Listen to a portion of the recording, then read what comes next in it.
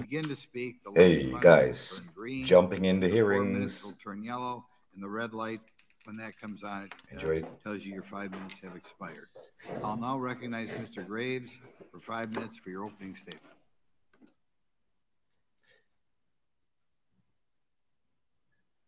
All right, so Moszkowicz, my fellow Moszkowicz was just yet, and let's listen to Mr. Graves. And I'm a former F-18 pilot with a decade of service in the U.S. Navy, including 2 deployments in Operation Enduring Freedom and Operation Inherent Resolve.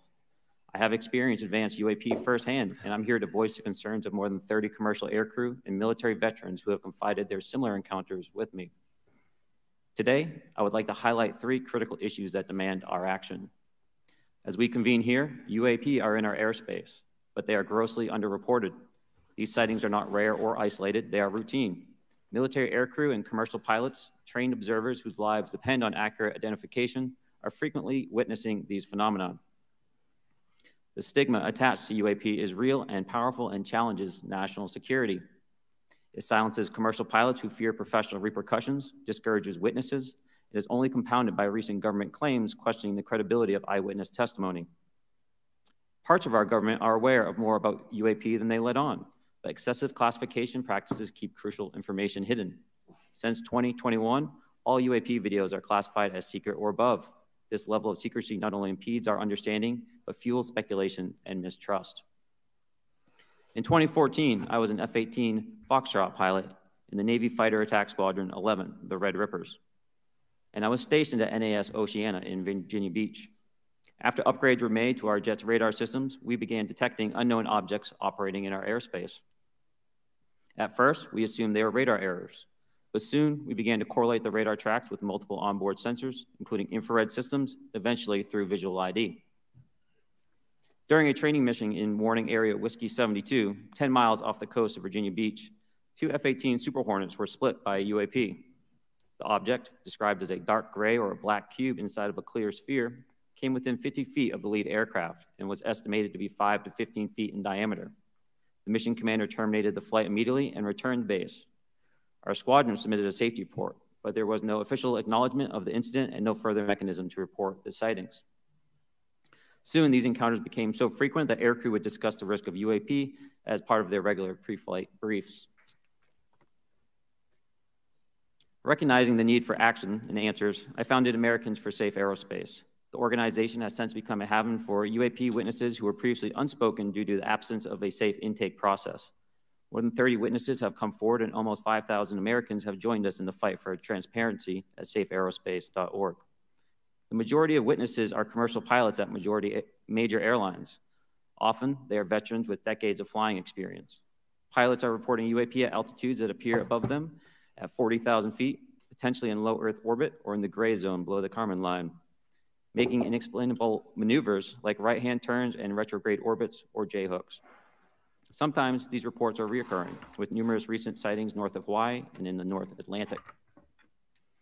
Other veterans are also coming forward to us regarding UAP encounters in our airspace and oceans.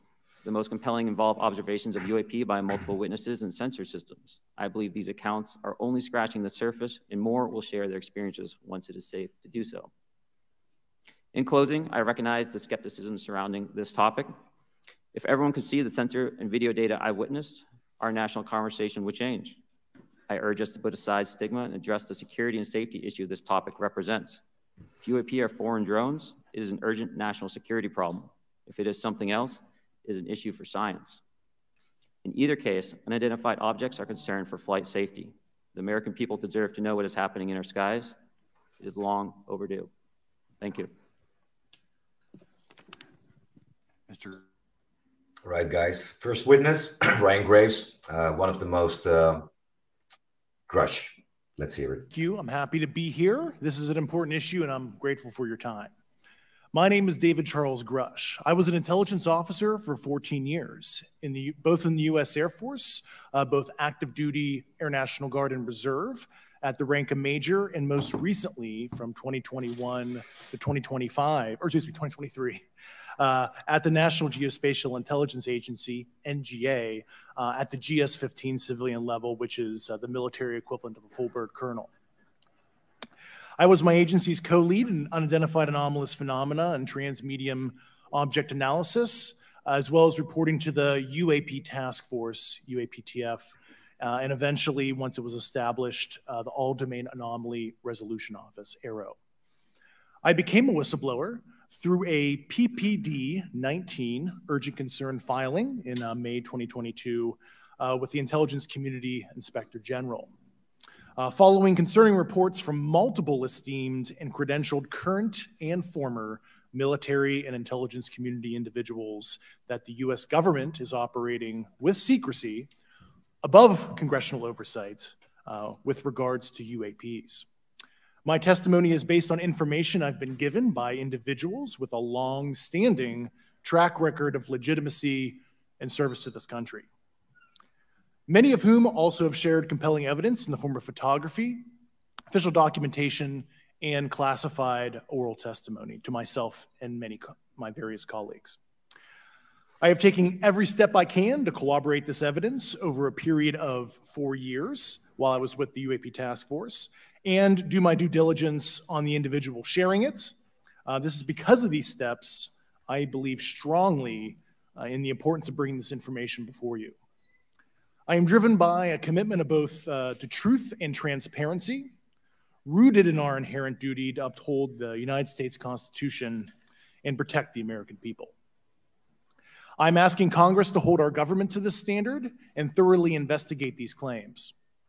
But as I stand here under oath now, I am speaking to the facts as I've been told them. In the U.S. Air Force, in my National Reconnaissance Office, NRO, reservist capacity, I was a member of the UAP Task Force from 2019 to 2021. I served at the NRO Operations Center on the Director's Briefing Staff, which included the coordination of the Presidential Daily Brief and supporting a variety of contingency operations, which I was the Reserve Intelligence Division Chief backup. In 2019, the UAP Task Force Director asked me to identify all special access programs and controlled access programs, also known as SAPs and CAPs, we needed to satisfy our congressionally mandated mission, and we were direct report at the time to the DefSecDef.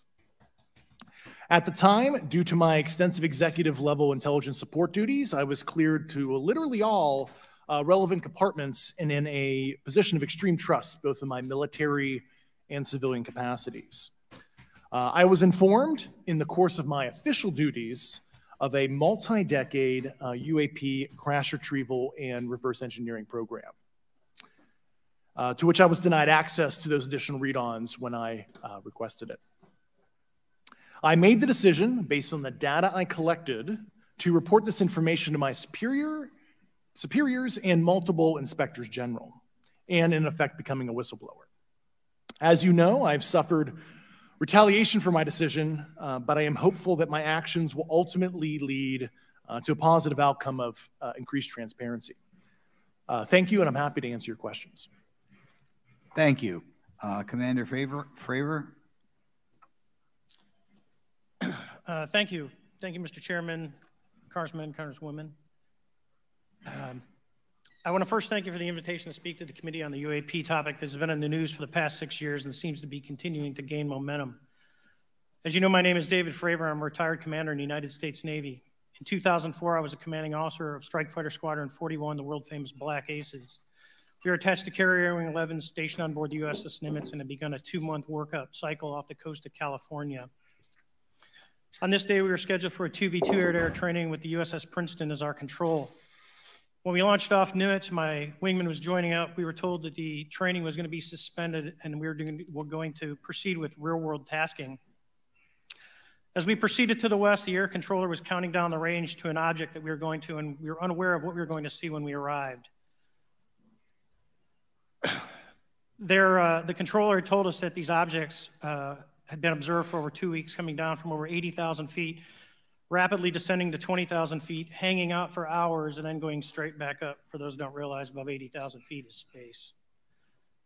We arrived at the location at approximately 20,000 feet, and the controller called merge plot, which means that our radar blip was now in the same resolution cell as the contact. As we looked around, we noticed that we saw some white water off our right side. It's important to note that the weather on this day was as close to perfect as you could ask for off the coast of San Diego. Clear skies, light winds, calm seas, no whitecaps from waves. So the whitewater stood out in a large blue ocean. All four of us, because we were in F-18Fs, so we had pilots and Wizzo in the back seat, looked down a small, saw a white tic-tac object with a longitudinal axis pointing north-south and moving very abruptly over the water like a ping pong ball. Very There were known no case. rotors, no rotor wash, or any sign of visible control surfaces like wings. As we started clockwise towards the object, my Wizzo and I decided to go down and take a closer look at the other aircraft staying in high cover to observe both us and the tic-tac. We proceeded around the circle about 90 degrees from the start of our descent, and the object suddenly shifted its longitudinal axis, aligned it with my aircraft, and began to climb. We continued down another 270 degrees, nose low, where the tic-tac, or we considered 270 degrees to where, and we went nose low to where the tic-tac would have been. Our altitude at this point was about 15,000 feet, and the tic-tac was about 12,000. As we pulled nose onto the object, within about a half mile of it, it rapidly accelerated in front of us and disappeared. Our wingmen, roughly 8,000 feet above us, lost contact also.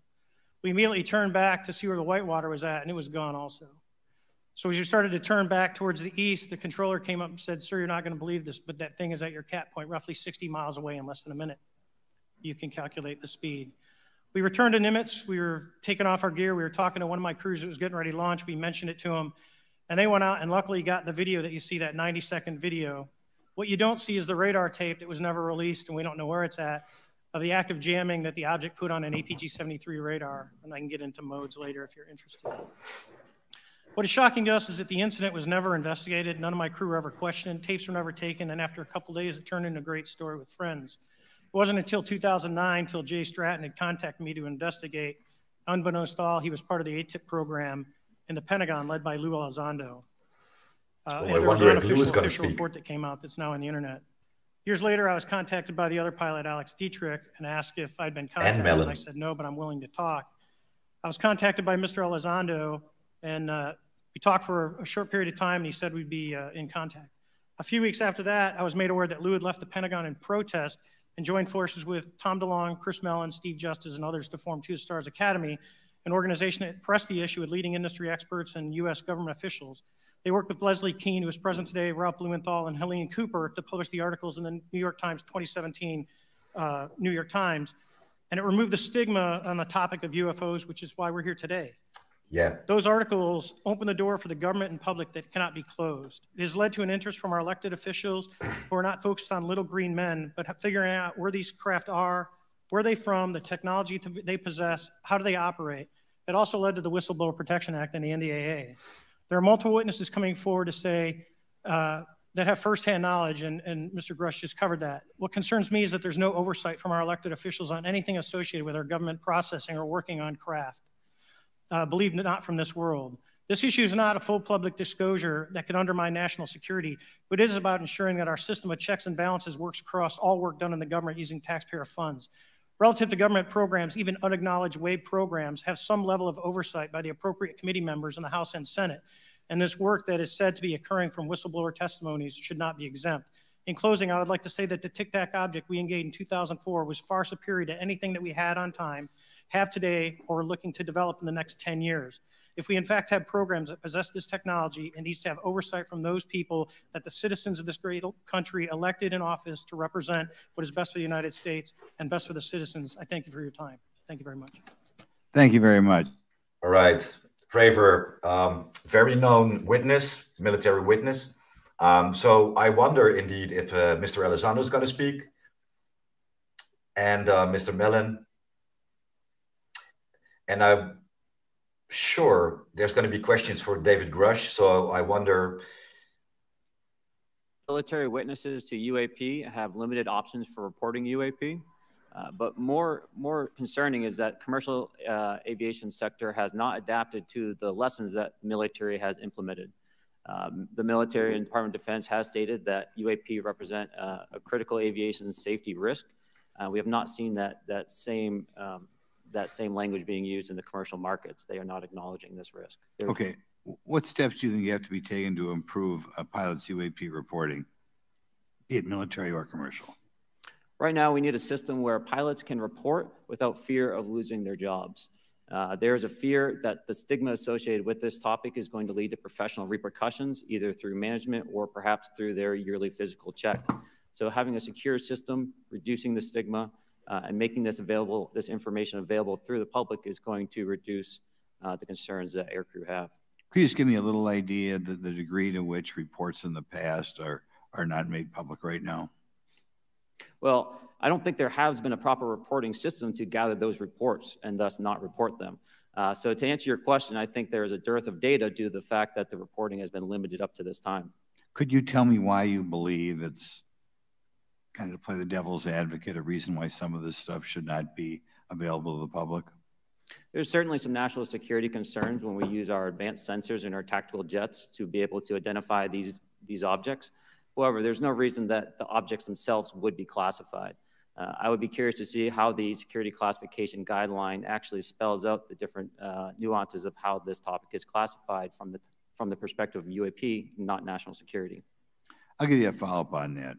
Assuming that there are reasons why not all this should be made public, this has been around for a long period of time. Can any of the three of you think of any reason why anything related to UAPs, say 15 years and back, should not be immediately made public? Interesting question. I think one of it is acknowledging a vulnerability, both from a collection and I'll just say a countermeasure perspective. So it's that we haven't cracked for many years. Yeah. Even say 20 years back. Is there any reason why, when you go back that far, things shouldn't be made public? Unless it shows a specific national security vulnerability as it relates to a weakness in a particular defense system. Oh, okay, Mr. Fravor, the TikTok incident that you were engaged occurred in 2004. What kind of reporting took place after that incident? None. We had a standard debrief where the backseaters went down to our carrier intel center and briefed what had happened, and that was it. No one else talked to us, and I was in the top 20 in the battle group. No one came. The captain was aware, the admiral was aware, nothing was done. Your commanding officers provide any sort of justification?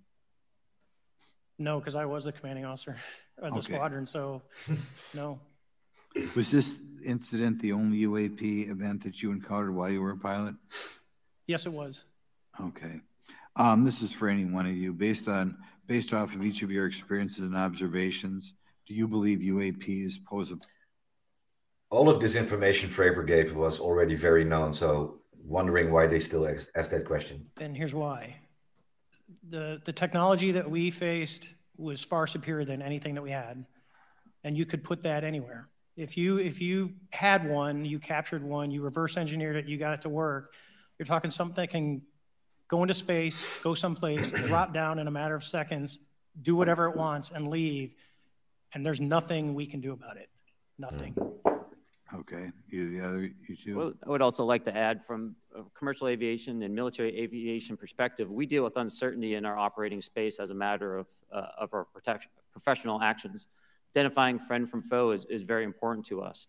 And so when we have unidentified targets and we continue to ignore those due to a stigma or a fear of what it could be, that's an opening that our adversaries can take advantage of. What steps should be taken to better understand and respond to UAP encounters in the interest of national security?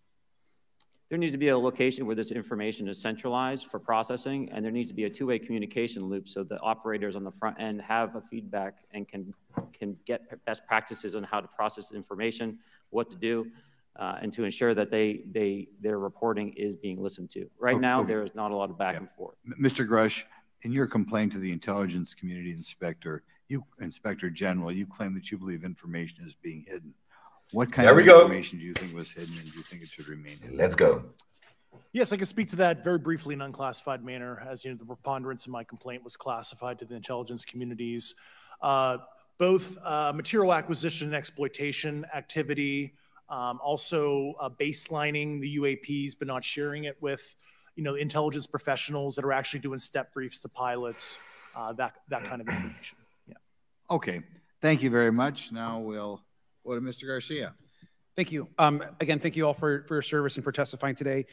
Want to just talk about UAPs as it relates to what we're seeing in pilots' interaction with UAPs.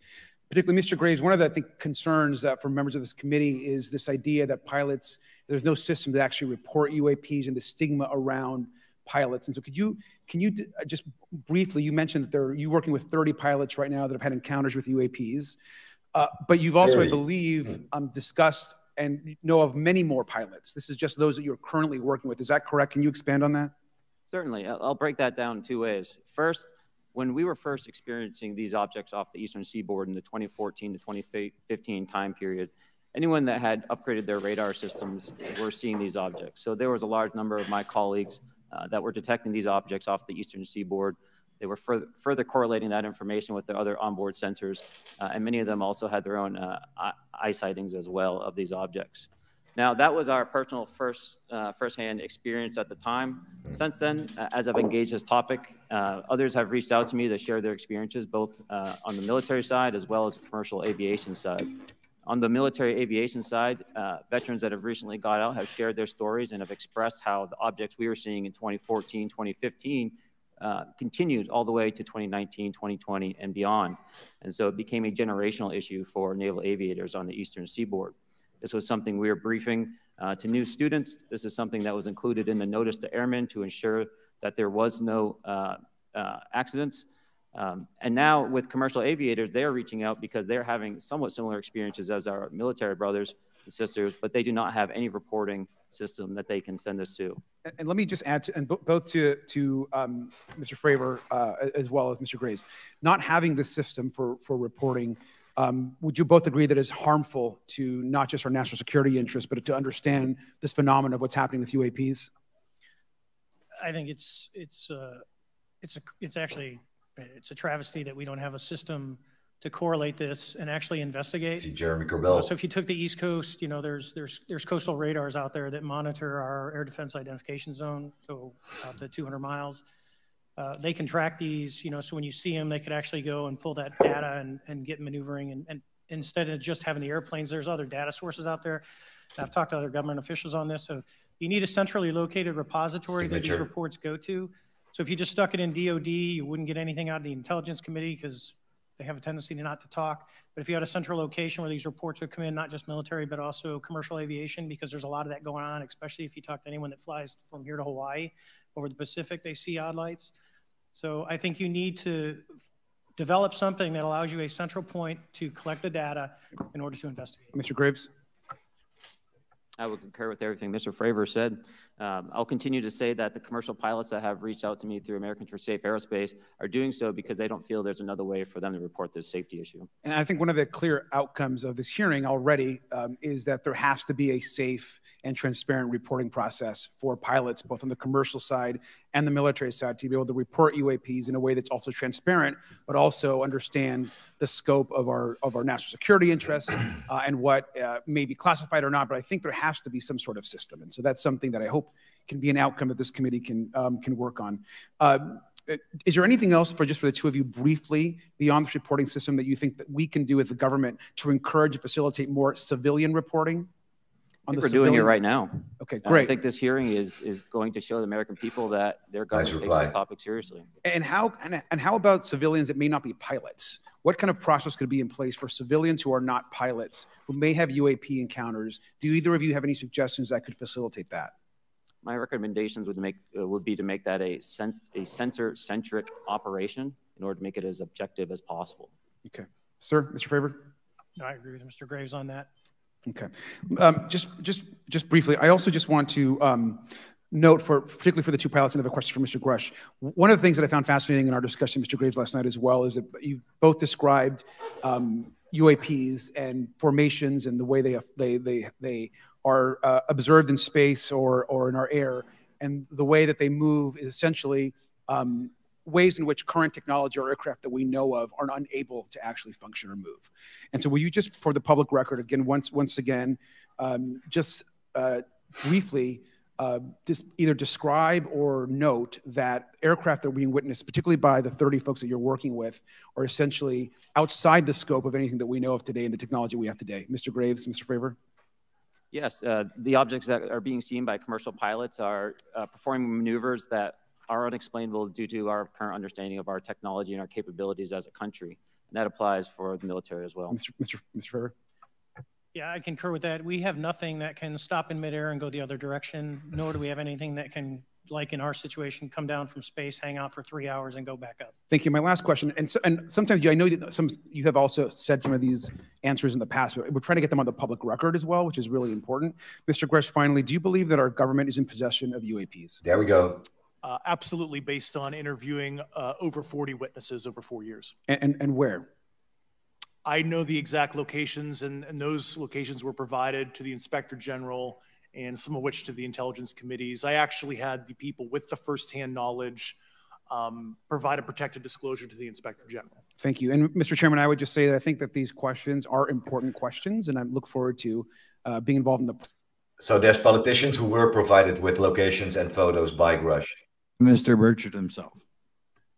Thank you, Mr. Chairman. Thank you, Mr. Garcia. I would like to have you on my legislation to do just that on the reporting, and we'll get together on that. Maybe you can be my co-sponsor on that. That'd be really cool. Thank you for those great questions. Mr. Graves, again, I'd like to know, how do you know that these were not our aircraft? Same questions. Some of the behaviors that we saw in a working area, we would see these objects being at 0.0 Mach, that's 0 airspeed, over certain pieces of the ground. So what that means, just like a river, if you throw a bobber in, it's going to float downstream. These objects were staying completely stationary in Category 4 hurricane winds. These same objects would then accelerate to supersonic speeds, 1.1, 1.2 Mach, and they would do so in very erratic and quick behaviors that I don't have an explanation for. Okay. Have you spoken to commercial and military pilots that have seen these off of our East Coast? I have. Okay. Mr. Fravor, I noticed that in the Tic Tac video, it's Tic Tac like the candy, not TikTok like the Chinese Communist app. Oh my God! Yes, sir. You Republican? Because my goddamn commies corrected me on that and called me a boomer and said, "Hey, boomer," and I said, "No, baby, it's Tic Tac like the candy. You're gonna have to just look it up." And but now I would also like to say today is a day of many firsts. It's a miracle that we're having this meeting, and it's also a miracle that my wife has put up with me for 9 years today. Today is my anniversary, so I want to tell my wife happy anniversary. Off topic, Bertie. God damn it. As she likes to say, this 9 years have been the best 2 years of her life. So thank you. Mr. Fravor, what astonished you the most about the flight capabilities of these Tic Tac, very briefly? The performance. Same question. Absolute again. Performance. It was. And you're not aware of any other objects that anybody in the world has in this world that has those capabilities? We know that now. No, I think it's far beyond actually our material science that we currently possess. Are you aware of any other reconnaissance platforms that have tracked or recorded the Tic Tac's maneuvers, maybe the NORAD system or any of the others? I am not. Okay. Mr. Grush. There we go. Thank you for being here, brother. Thank you all very much. Have you faced any retaliation or reprisals for any of your testimony or anything? He did. On these lines? Yeah, I have to be careful what I say in detail because there is an open whistleblower reprisal investigation on my behalf, and I don't want to compromise that investigation by providing anything that may help provide somebody information. We already got that. It was very brutal. I wish they would move on to a real question. Some of the tactics they used to hurt me both professionally and personally, to be quite frank. Yeah. It's very unfortunate. As they say, when you're over the target, that's when they do the most firing at you. Do you have any personal knowledge of people who have been harmed or injured in efforts to cover up or conceal these extraterrestrial This might be very bombshelly. Personally.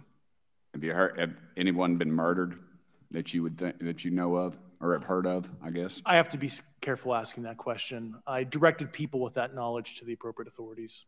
Maybe in a, if we could get in a confidential area of SCIF, we could talk about that. But unfortunately, we were denied access to the SCIF, and that's very unfortunate in this scenario. Wow. Mr. Fravor, do you believe that you witnessed an additional object under the water in relation to your encounter? I will say we did not see an object. There was something there to cause the whitewater, and when we turned around, it was gone. So there was something there that obviously moved. Okay, it was not the same object though that you were looking at, correct? No, we actually joked that the Tic Tac was communicating with something when we came back, and because the whitewater disappeared. All right. We were in another instance, UAP. We're told about the capabilities of a jamming during viewing of when there were some people chasing some of these objects. Did you experience any of that jamming or interrupting your radar or weapons system?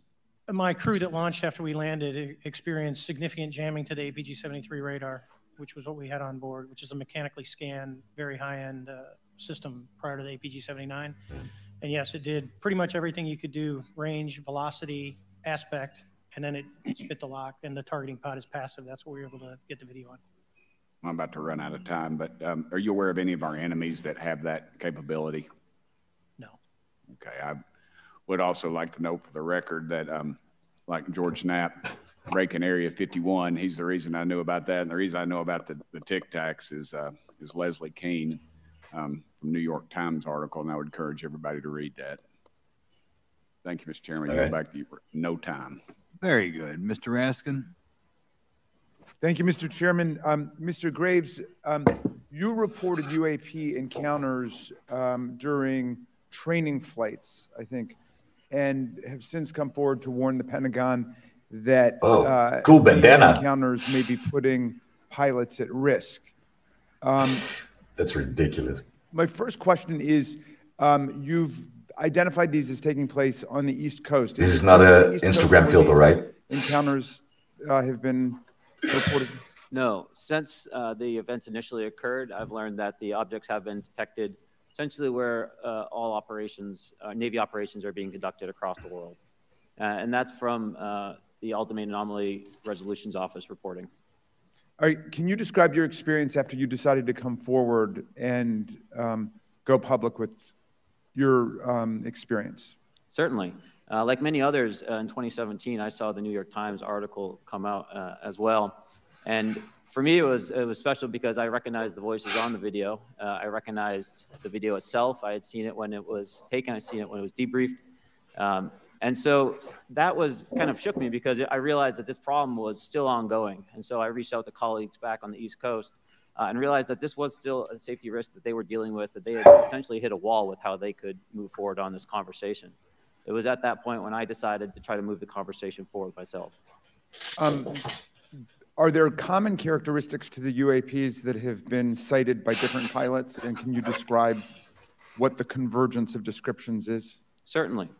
We were primarily seeing dark gray or black cubes inside of a clear sphere. I'm sorry, dark gray or black cubes? Yes, inside of a clear sphere, where the apex or tips of the cube were touching the inside of that sphere.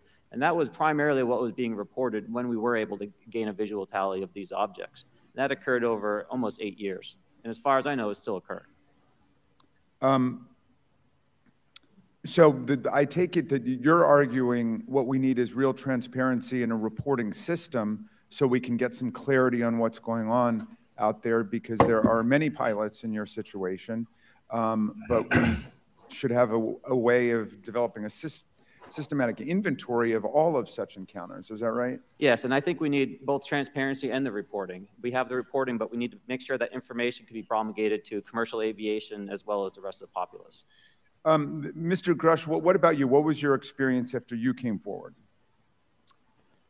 Well, it's only been about 2 months or so, so I guess my experience has been overwhelming support from former colleagues of mine that have privately messaged me, and I do appreciate that. But I do have knowledge of active planned reprisal activity against myself and other colleagues, and it's very, very upsetting to me. Coming from where? I think we've established that. But... certain senior leadership at previous agencies I was associated with.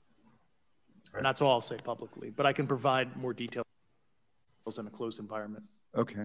Well, I hope you understand that there would be bipartisan rejection of any attempt to vilify, demonize, or engage in other reprisals against our witnesses and people who are telling the truth from their perspective.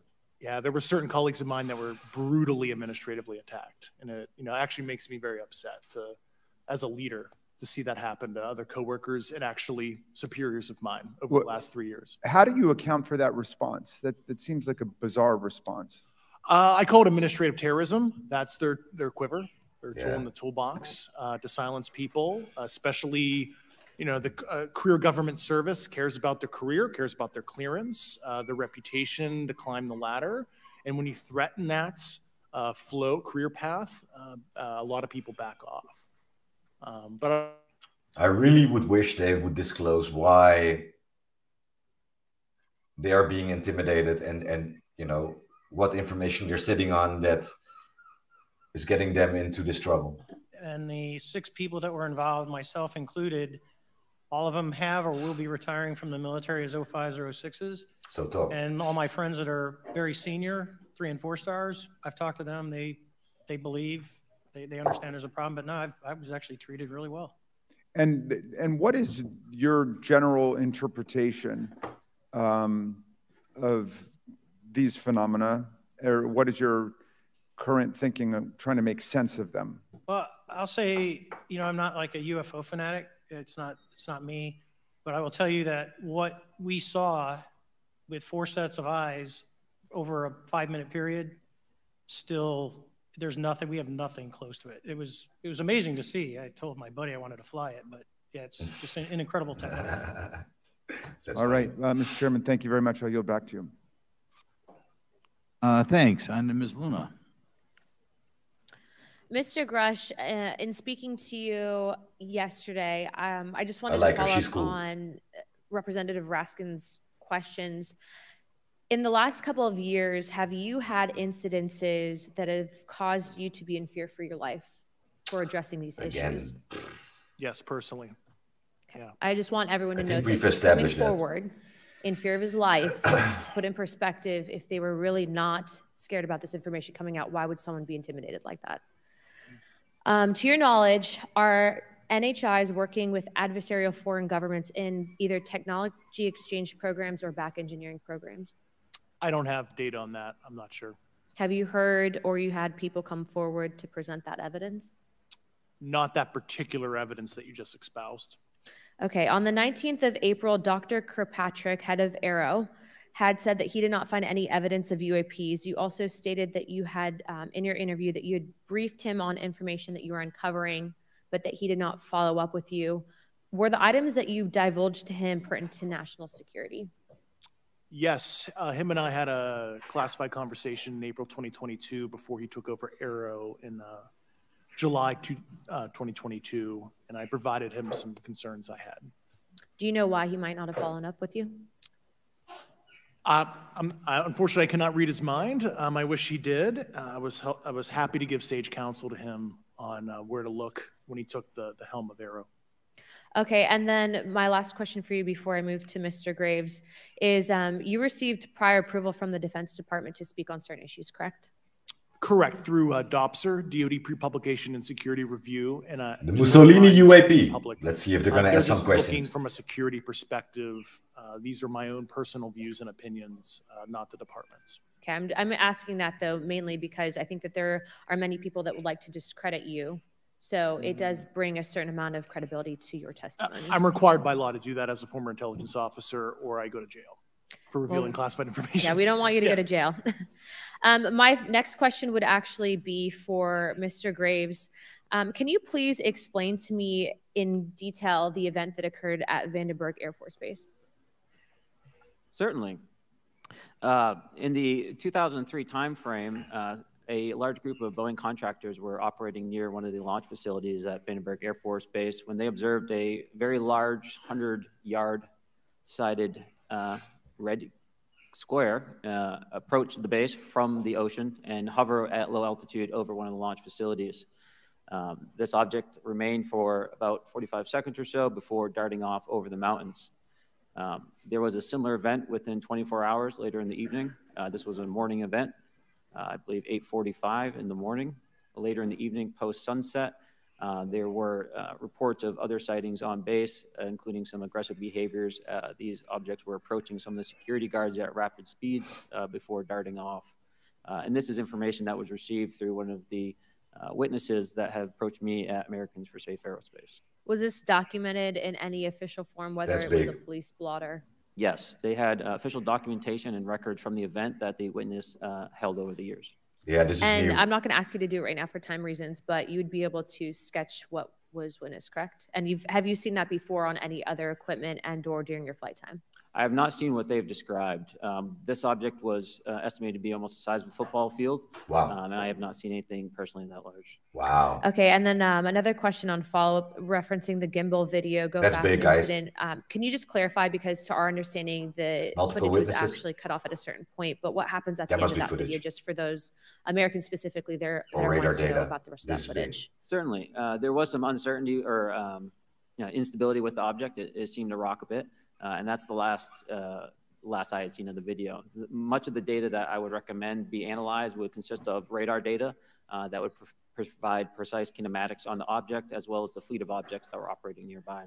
Okay, wow. And follow-up, in regards to the reporting procedures that Mr. Garcia had addressed on, as well as Representative Burchett, with the FAA, to your understanding, pilots that are seeing this, commercial airline pilots, are they receiving cease and desist letters from corporations for coming forward with information in regards to safety for potential airline passengers? I have been made privy to conversations with commercial aviators who have received cease and desist orders. So the American public should know that corporations are putting their own reputations on the basic, not the line, but ahead of the safety of the American people. And I think, would you agree with that statement? It appears so. Okay.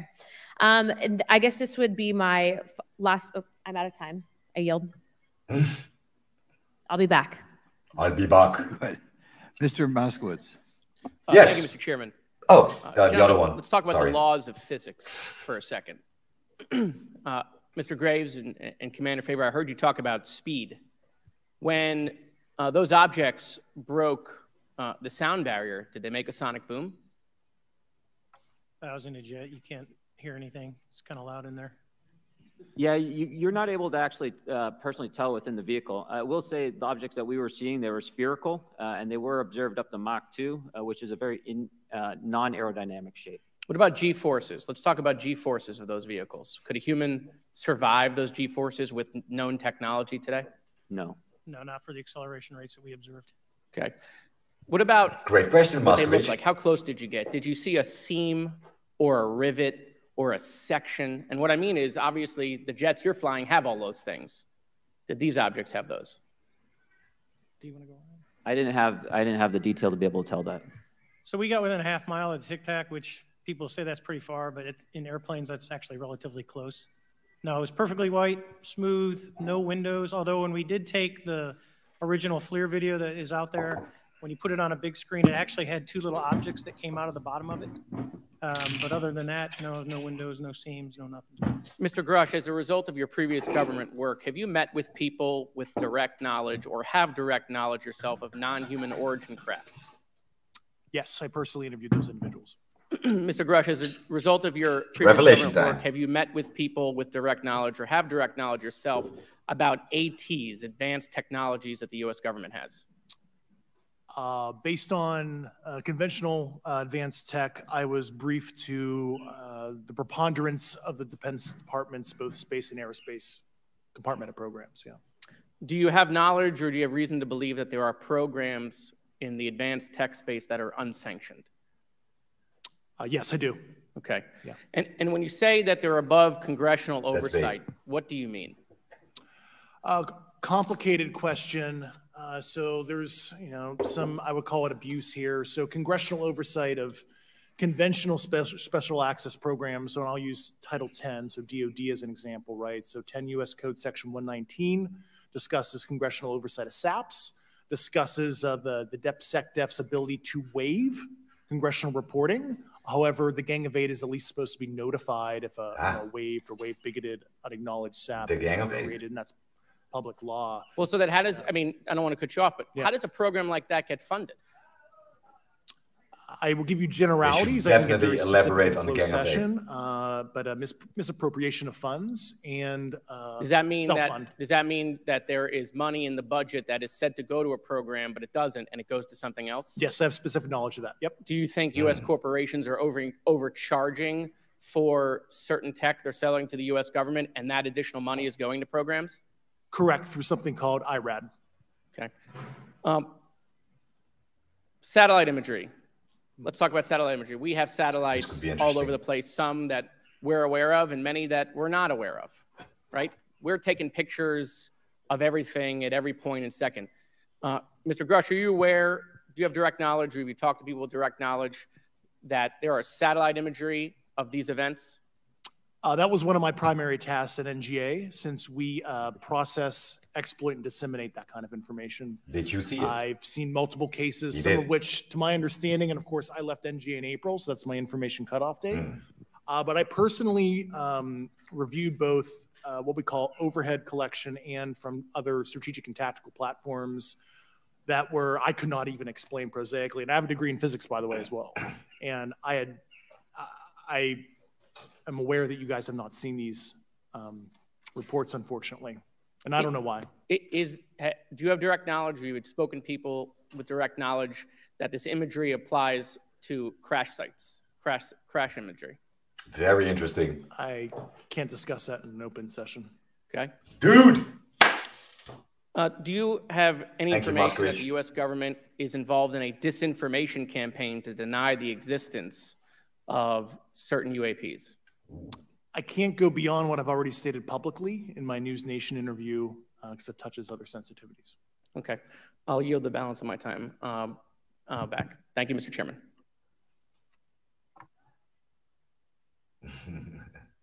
Ms. Fox? That was incredibly interesting. Thank you, Mr. Chairman. Great questions. For being because we have the same name. Great questions, Moszkowicz. Mr. Garouche, in your sworn testimony, you state that the United States government has retrieved supposedly extraterrestrial spacecraft and other UAP-related artifacts. You go so far as to state that the U.S. is in possession of, quote, non-human spacecraft, end quote, and that some of these artifacts have circulated with defense contractors. Several other former military and intelligence officials have come forward with similar allegations, albeit in non-public settings. However, Dr. Sean Kirkpatrick, the director of AARO, previously testified before Congress that there has been, and I quote, no credible evidence thus far of extraterrestrial activity or of, quote, off-world technology brought to the attention of the office. To your knowledge, is that statement correct?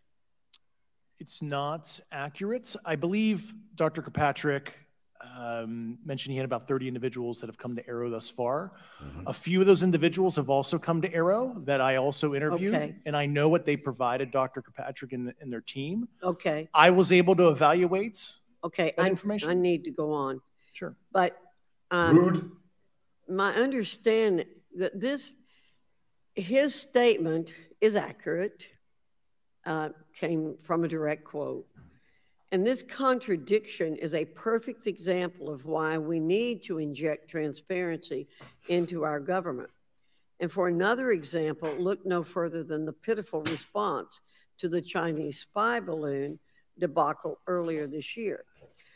You may remember the mass confusion that ensued when the balloon was first spotted over Montana, 4 days after it first entered U.S. airspace over Alaska.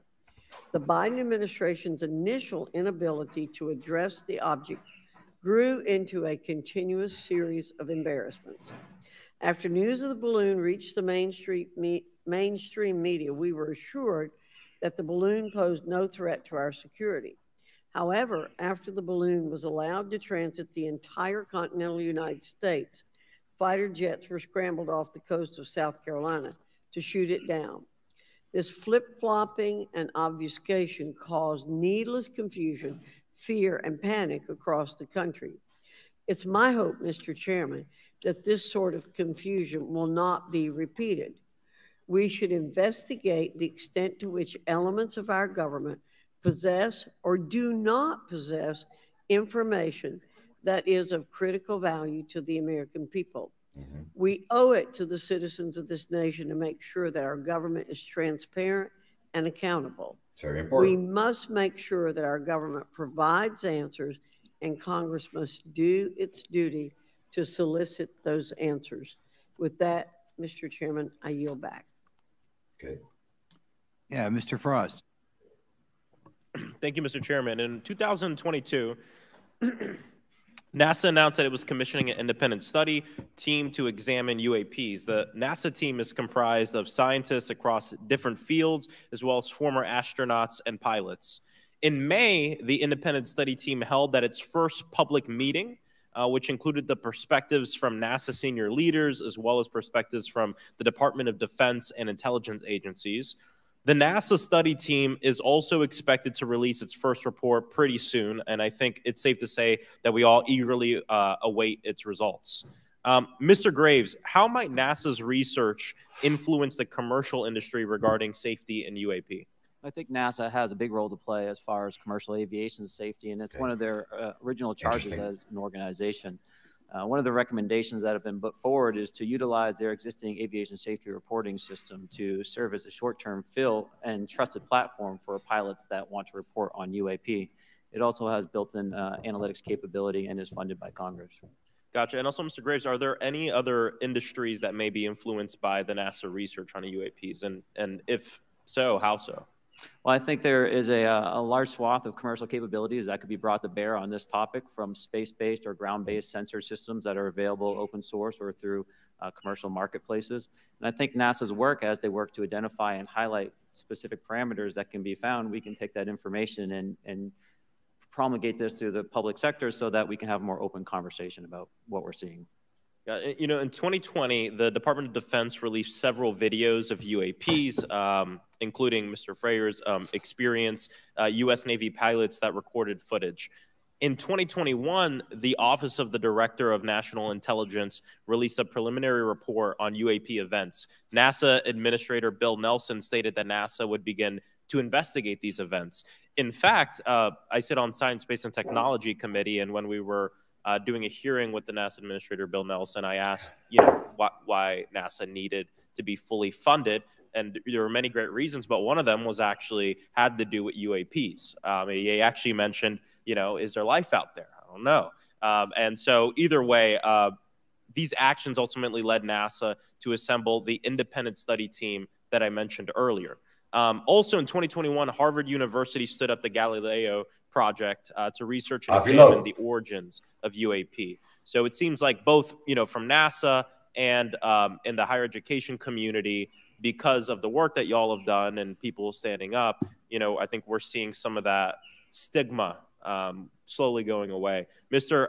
Fravor, do you believe that military pilots feeling empowered to share their UAP experiences has directly impacted the scientific community's research goals on this topic? I would say yes. I would say that, starting in 2017, when it actually came out, it took that stigma away. I mean, I've talked to multiple senators who said prior to that, if you'd have mentioned UAP, you'd have been laughed off the hill. Mm-hmm. And now we're sitting here today for a public testimony on what's actually going on. I'm hoping that this curve will be more of an exponential and we'll get more and more transparent to the level that we can.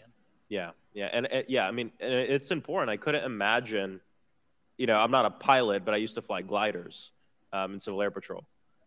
Huh? Yeah. Pilot? And so either way, I mean, I couldn't imagine, being in the glider and seeing something and then not feeling like I had the agency to talk about it. Mr. Graves, can you discuss the importance of seeking scientists to sit on your advisory board? Absolutely. I think ultimately this is going to be a scientific problem. And not only that, it's also an engineering problem. I've been working with the American Institute of Aeronautics and Astronautics to help them stand up a UAP integration committee to help integrate their engineering prowess into this problem. And so, yes, very much, I think this is an engineering and scientific problem as much as a national security problem. And how might Congress help to facilitate partnerships between the scientific community and the UAP focus groups within government?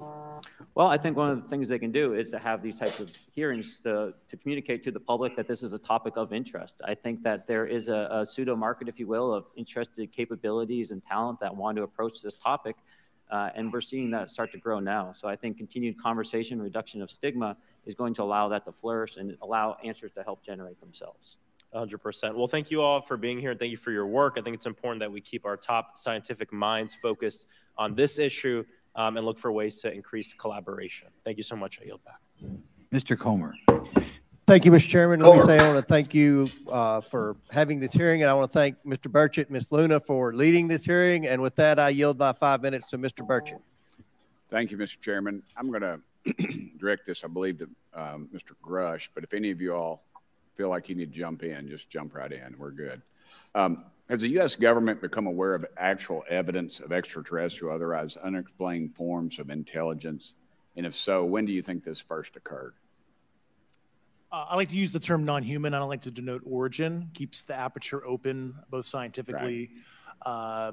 Certainly, nice way to put it. Like I've discussed publicly previously, 1930s. Okay. Yeah, that's Italy. Can you give me the names and titles Mussolini, of people the with Magenta case, first-hand knowledge and access to some of this crash retrieval, some of these crash retrieval programs? Vatican. Maybe which facilities, military bases that the recovered material would be in? And I know a lot of Congress talked about we're going to go to Area 51, and and S4. There's nothing there anymore anyway. It's just and we move like a glacier. And as soon as we announce it, I'm sure the moving vans would pull up. But please. Okay. I can't discuss that publicly, but I did provide that information both to the Intel committees and the Inspector General.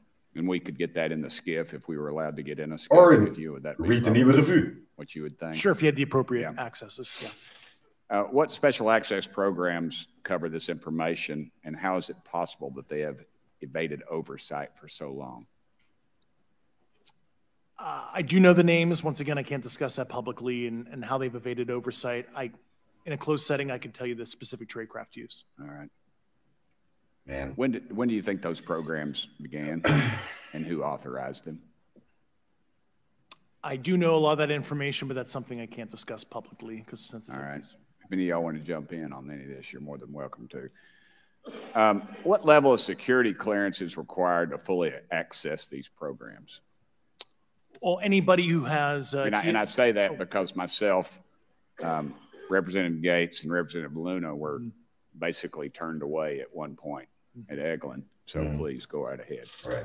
Certainly difference between member access and say somebody like me, but anybody who has a TSSCI clearance and meets the eligibility criteria, the access adjudicative authority should be able to grant you access. Mr. Burchett, if you'll yield. So just to put a fine point on that, there's nothing that you're aware of that's above special access program classification. It's a misnomer that there's anything actually above top secret. Executive Order 13526 delineates the classification levels. Right. But I draw a point on that because we can have access to those programs. And so the notion that we're not being given that access sort of defies our typical muscle memory here in Congress. Thank you, Mr. Burchett. I'll yield back to you. Thank you, Mr. Gates. Along those lines, Title 10, you may not know this or not, but Title 10 and Title 50 authorization, they seem to say they're inefficient. So who gets to decide this, in your opinion, in the past? It's a group of career senior executive officials. Okay, are they government officials? Both in and out. Do what? Both in and out of government, and that's about as far as I can go there. Yeah. All right, well, that leads to my next question. Which private corporations are directly involved in this program? Lockheed Martin. How much taxpayer money has been invested in these programs, to your knowledge? I mean, we know we audit the Pentagon every year, and I've been here 5 years, and they failed the dadgum thing every year. They lose over $1 billion a year, we think, and I was told Department of Defense maybe 60% of their assets are unaccounted for, whatever the heck that means. $1 billion. Sector, you go to jail for that kind of crap. So tell me. Yeah, I know when I'm $1 off of my DTS travel voucher, I get hammered, but it seems like it doesn't work the other way. If you sell over if you sell over $600 worth of stuff on eBay, now you get a call from the IRS. So please, what corporations? Yeah, I don't know the specific metrics towards the end of your question. The specific corporations I did provide to the committees in specific divisions, and I spent 11 and a half hours with both Intel committees. So. Okay, has there been an active U.S. government disinformation campaign to deny the existence of unidentified aerial phenomena? And if so, why? I can't go beyond what I've already espoused publicly about that. Man, it seems David is there to not answer any questions, but they knew that beforehand. You know, he can't really help that, you know. Okay, I've been told to ask you what that is and how to get it in the record. What have you stated publicly in your interviews for the congressional record? Yeah. If you reference my News Nation interview and I talk about a multi-decade, you know, campaign to disenfranchise public interest, basically. Yeah. I apologize, Mr. Chairman. I yield back negative 21 seconds. Thank you. Ms. Ocasio-Cortez. Thank you, Mr. Chairman, and thank you to our witnesses for coming here today. I do concur with the ranking member as well as several other members here on this committee that this is a committee for whistleblowers and for the protection of whistleblowers as well. So we understand what you're putting on the table here and what you're putting on the line here, and we thank you for that. Mr. Grush, you sat on the Unidentified Anomalous Phenomenon Task Force created in the 2020 NDAA, correct? Yes. There have been some things that that have been mentioned here during this hearing that I wanted to pick up on. Mr. Graves, you mentioned specifically during the answers to one of your questions, you named Boeing contractors being engaged in an incident regarding this red cube about a football field wide. I was wondering if you could speak a little bit about the interaction, or Mr. Grush, either of you, the interactions between defense contractor companies and any UAP-related programs or activities. So I'll just say that the information about the contractor himself were provided by a witness, and I have no particular detail in that relationship. Mr. Grush. The kind of general unclass wave tops, certainly the contractors, you know, are the metal benders, so to speak. They're the ones actually doing specific performance on government contracts. Are they required to issue any disclosure regarding UAP sightings, or do they engage in any reporting around this? In terms of the contractors? Yes. Not that I'm aware of. They do not. Okay.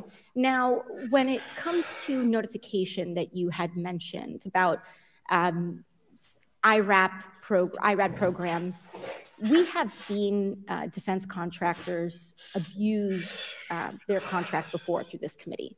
I have seen it personally, and I have also seen the notification requirements to Congress abused. I am wondering, one of the loopholes that we see in the law is that there is, at least from my vantage point, is that depending on what we're seeing, is that there are no actual definitions or requirements for notification. What methods of notification did you observe? Like when they say they notified Congress, how did they do that? Do you have insight into that? For certain IRAD activities, I can only think of ones conventional in nature. Sometimes they flow through certain, I'll just say, SAP programs that have cognizant authority over the Air Force or something, and those are congressionally reported compartments, but IRAD is literally internal to the contractor, so as long as it's money, either profits, private investment, et cetera, they can do whatever they want. To put a finer point on it, when there is a requirement for any agency or company to notify, or any agency to notify Congress, do they contact the chairman of a committee? Do they get them on the phone specifically? Is this through an email to hypothetically a dead email box? A lot of it comes through what they call the PPR, periodic program review process. If it's a SAP or a controlled access program equity, and then those go to the specific committees, whether it be the SAS, CASC, HISI. Thank you. I apologize. My time is limited. Mr. Graves, one of your main concerns is that the FAA currently does not have an official process to receive reports of UAP from pilots or others, correct? Correct. And in your experience, what data should the Aero program prioritize for potential collection? We have, location, date, time, but are there other specific characteristics that should be included in these reports? Certainly. I think that there's two categories that would be important. One would be kinematics and understanding the specifics of how the vehicle or objects are moving. And the second would be a more zoomed out approach of being able to look at origin and destination before the incident, as well as getting a better contextual understanding of how these objects are interacting with each other. Thank you. Now, because I only have a minute left, I apologize, we only have 5 minutes today, but for the record, if you were me, where would you look? Great question. Programs. Great question. regions, if you could just name Department of Energy. Anything. Mind my words. And I put that as an open question to the three of you. I'd be happy to give you that in a closed environment. I can tell you specifically. Thank you. Department of Energy. Commander Fravor. And I would say, and I've told people that you have to know where to look. They're not going to divulge it to you because of the classification levels. But if you know where to look and who to talk to, which is exactly what Mr. Grush can point you, then you have them. Okay. Mr. Graves. I was an operator, so I was depending on folks like Mr. Grush to do that homework. Okay. Thank you very much. I yield back to the chair. Mr. Biggs. Thanks, Mr. Chairman. I thank the witnesses for being here today. I'm over here. Thank you so much for being here. I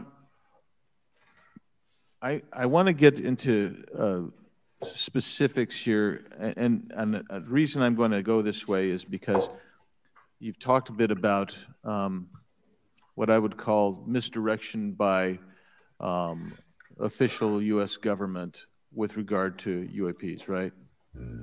And so I'm going to get to that in a second. But last week, White House NSC spokesman John Kirby stated that UAPs are having an impact on our training ranges and need to be treated as a legitimate issue. Do you concur with the statements? That's for each of you. Yes. Yes. Yes. Okay. Concur. Now, having said that, I'm going to take you to specific instances around the Phoenix Valley, because that's where I live. In '97, we had the famous Phoenix Light case. I don't know if any of you are familiar with that. There were two things that went along with that, and the explanation was military training range off Luke and the Barry Goldwater range. Retreating Chris Mellon right now. The official explanation of those lights. Only what's in the public vernacular about it. That was outside the scope of my duties. And if we wanted to, just my question along with my colleague from New York, Ms. Ocasio-Cortez, if we wanted to find out more about that, where would we go to find the files, and who would we address? And are you going to tell me we need to go to a SCIF so you can tell us in a SCIF? I could potentially give you a vector on that. That specific case, I'm familiar with it in terms of public, but I give you a vector in a closed environment, yeah. That would be good, thank you. So if it's true that UAPs are having an impact on training ranges, and this administration considers it to be a legitimate issue, what steps can Congress take to address training range impacts? And I say that having two very large training ranges in my state. And so we'll start with Mr. Graves and going down the panel. Some of the initial procedures have been implemented, such as within the United States Navy, that have a range failure report that gathers information from pilots. I understand that a service-wide reporting mechanism is still pending. However, that would be a great next step, not only for gathering information, but for showing the troops that it is an acceptable topic and reducing the stigma. Okay, please, all of you continue. Yeah, as a recipient of a lot of those training range reports, sometimes we only get contextual kind of oral reporting. It'd be nice if they attached all sensor data and there's a system in place that can handle multiple classifications of data. And that's an issue with the F-35, right? That jet was never built to be an ISR platform. And it's a pain in the, we'll just say butt, to get that data. So. Great, thank you. Yeah, I would agree with the previous two. Being a user of those training ranges, that the data has to be out there. You have to acknowledge that you're seeing them, and then you have to collect the data. Right now, you get the report. Someone says, I saw something, but no one collects the radar data to back it up and do research. Okay. Do you believe that the 2019 classification guidelines for UAPs interferes with the federal government's ability to be transparent with the American people? And do you think we need to be more transparent with the American people? All of you, yeah. I'll say yes to that. Yeah, I'm familiar with at least the UAP Task Force 2019 Security Classification Guide. I think it's fair. I did actually help author that with the. You got a bias that way then. But I will say I'll call it a lazy attitude about declassifying videos. I mean, I've seen some of the videos of the recent shoot down, and I saw no reason that couldn't have been released as long as they mask some data. The American people deserve to see that imagery and full motion video. Wow. I would think, well, in my opinion, I will say things are overclassified. I know for a fact the video or the pictures that came out in the 2020 report that had the stuff off the East Coast, they were taken with an iPhone. off the East Coast. A buddy of mine was one of the senior people there, and he said they were originally classified at TSSCI. And my question to him was, what's TSSCI about these?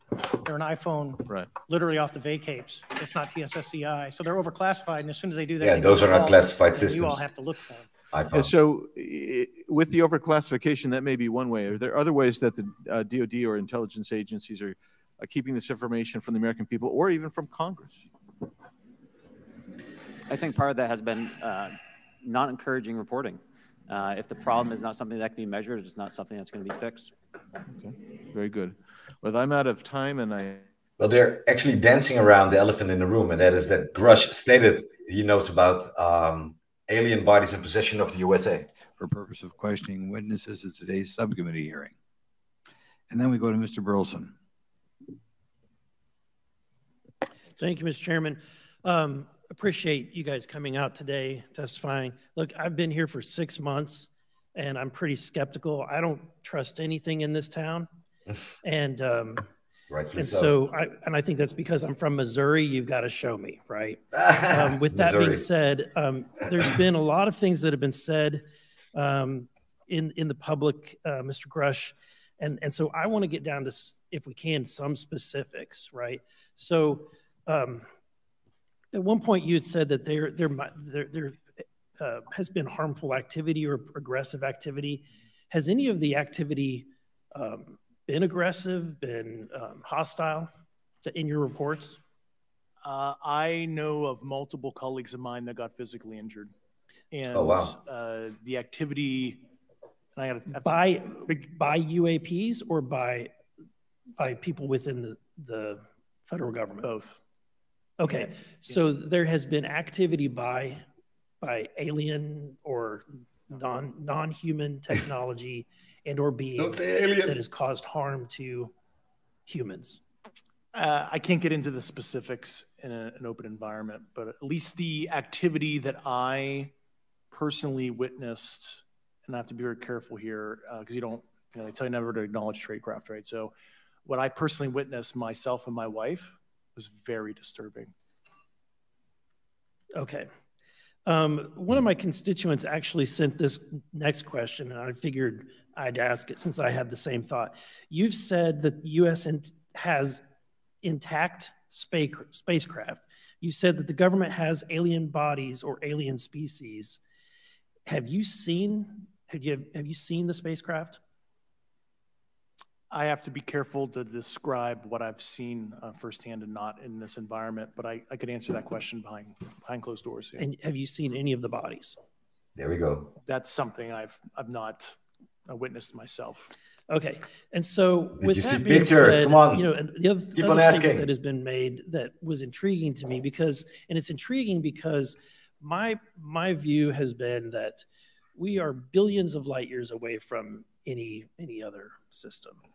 And the concept that an alien species that's technologically advanced enough to travel billions of light years gets here and somehow is incompetent enough to not survive Earth or crashes is something that I find a little bit far-fetched. And with that being said, you have mentioned that there's interdimensional potential. Could you expound on that? Now it's getting... I'll to answer your first question, and I'm here as a fact witness and expert, but I will give you a theoretical framework, at least to work off, to kind of espouse crashes, regardless of your level of sentience, right? Planes crash, cars crash, n number of sorties, however high, a small percentage are going to end in mission failure, if you will, as we say in the Air Force. And then in terms of multidimensionality, that kind of thing, the framework that I'm familiar with, for example, is something called the holographic principle. It derives itself from general relativity and quantum mechanics. And that is, if you want to imagine a 3D object such as yourself casting a shadow onto a 2D surface, that's the holographic principle. So you can be projected, quasi-projected from higher dimensional space to lower dimensional. It's a scientific trope that you can actually cross, literally, as far as I understand, but there's probably guys with PhDs that we could probably argue about that. But you have not seen any documentation that that's what's occurring? Only a theoretical framework discussion. Yes. Okay. Okay. Occam's razor is that these aircraft, have they been identified that they are being produced by domestic, military and contractors? Is there any evidence that that's what's being recovered? Not to my knowledge, plus the recoveries predate a lot of our advanced programs that I previously am witting of. As you said, 1930s. Would it be safe to say that there could be a scenario today where you have an aircraft that crashes and because it's been involved in one program from one federal agency, and but the agency that retrieves it is not aware of that program, and to them it appears alien in origin? Let's go. I mean, that's a hypothetical situation. I'm not aware of any historical situation that would match that you described. So you're not aware, it has not happened that you're aware of? That I'm aware of. Thank you, Mr. Chairman. I yield back. That was awkward. Several months ago, my office received a protected disclosure from Eglin Air Force Base indicating that there was a UAP incident that required my attention. I sought a briefing regarding that episode and brought with me Congressman Burchett and Congresswoman Luna. We asked to see any of the evidence that had been taken by flight crew in this endeavor and to observe any radar signature as well as to meet with the flight crew. We were not afforded access to all of the flight crew.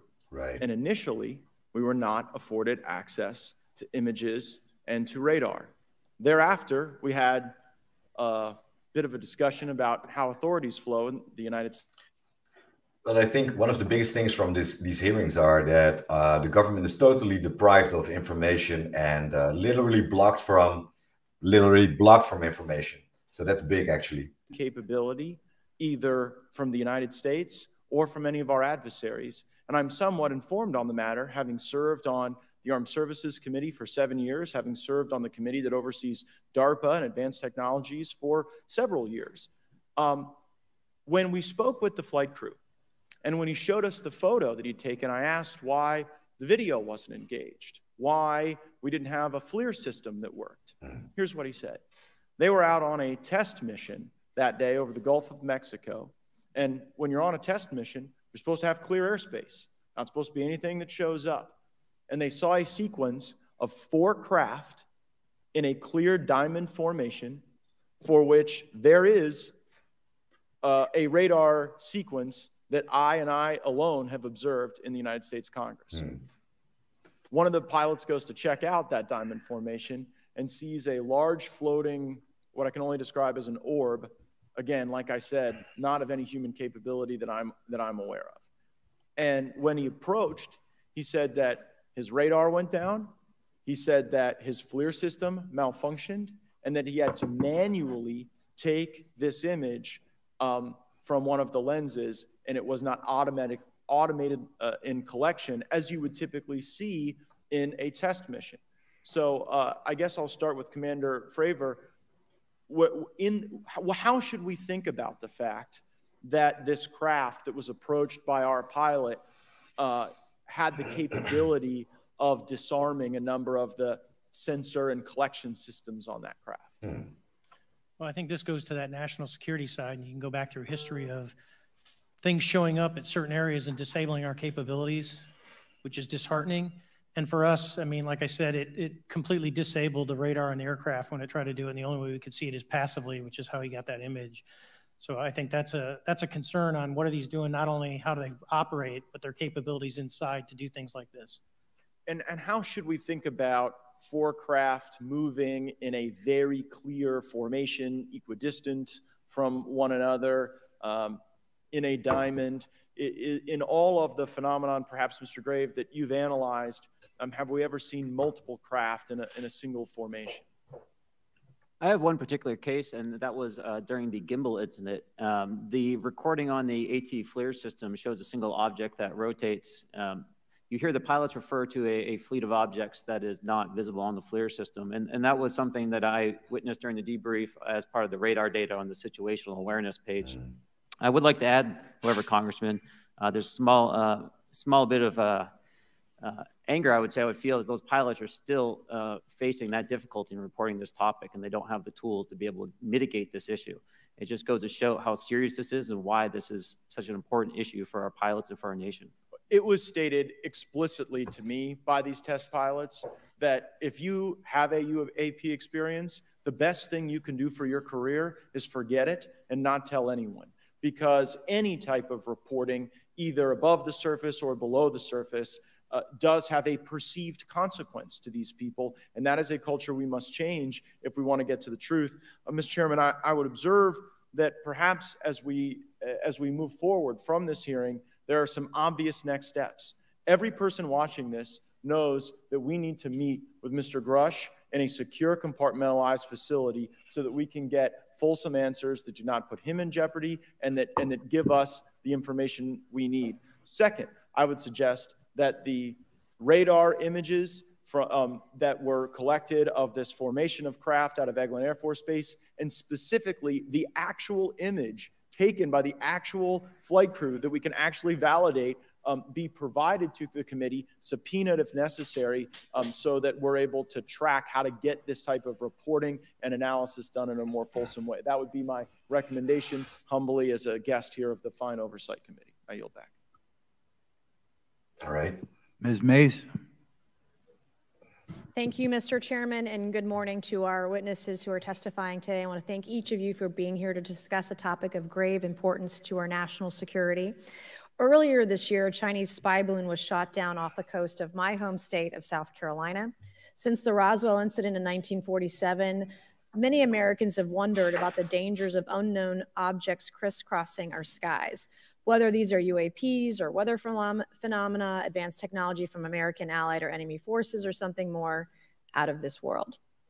So my first question, I have several questions, and if we can just be quick on these first two, I'm going to ask each of you the same question, and then I'll get to each of you individually. Ask the question. First one, when you reported your experiences with a UAP, did any of you face any repercussions with your superiors? Yes, we already know that. No. Yes. I've actually never seen anything personally, believe it or not. So. All right. And then do you believe there's an active disinformation campaign within our government to deny existence of UAPs? Yes or no? I don't have an answer to that. As previously stated publicly, yes. I think previously with like Project Blue Book, yes, but currently I don't speak for the United States government. Okay, thank you. I have a few questions for Mr. Graves. What percentage of UAP sightings in your belief go unreported by our pilots? This is an approximation based off of my personal experience speaking with a number of pilots, but I would estimate we're somewhere near 5% reporting perhaps. So like 95% basically don't report seeing UAPs. That's just my personal estimate. In the incident off Virginia Beach, do you that. believe the Navy took the danger to your aircraft seriously after it was reported? Absolutely. Okay. A few questions for Mr. Fravor. As an expert naval aviator, have you ever seen an object that looked and moved like the Tic Tac UAP? No. Did the Tic Tac UAP move in such a way that defied the laws of physics? The way we understand them, yes. Many dismiss UAP reports as classified here. weapons testing by our own government. But in your experience as a pilot, does our government typically test advanced weapon systems right next to multi-million-dollar jets without informing our pilots? No, we have test ranges for that. That's a good question. It took over 15 years for your encounter with the Tic Tac to be declassified. Do you feel there was a good reason to prevent lawmakers from having access to this footage? No, I just think it was ignored when it happened, and it just sat somewhere in a file, never got reported. In a drawer. It happens a lot up here. Shocker. Mr. Grush, a couple of questions for you too, sir, this morning.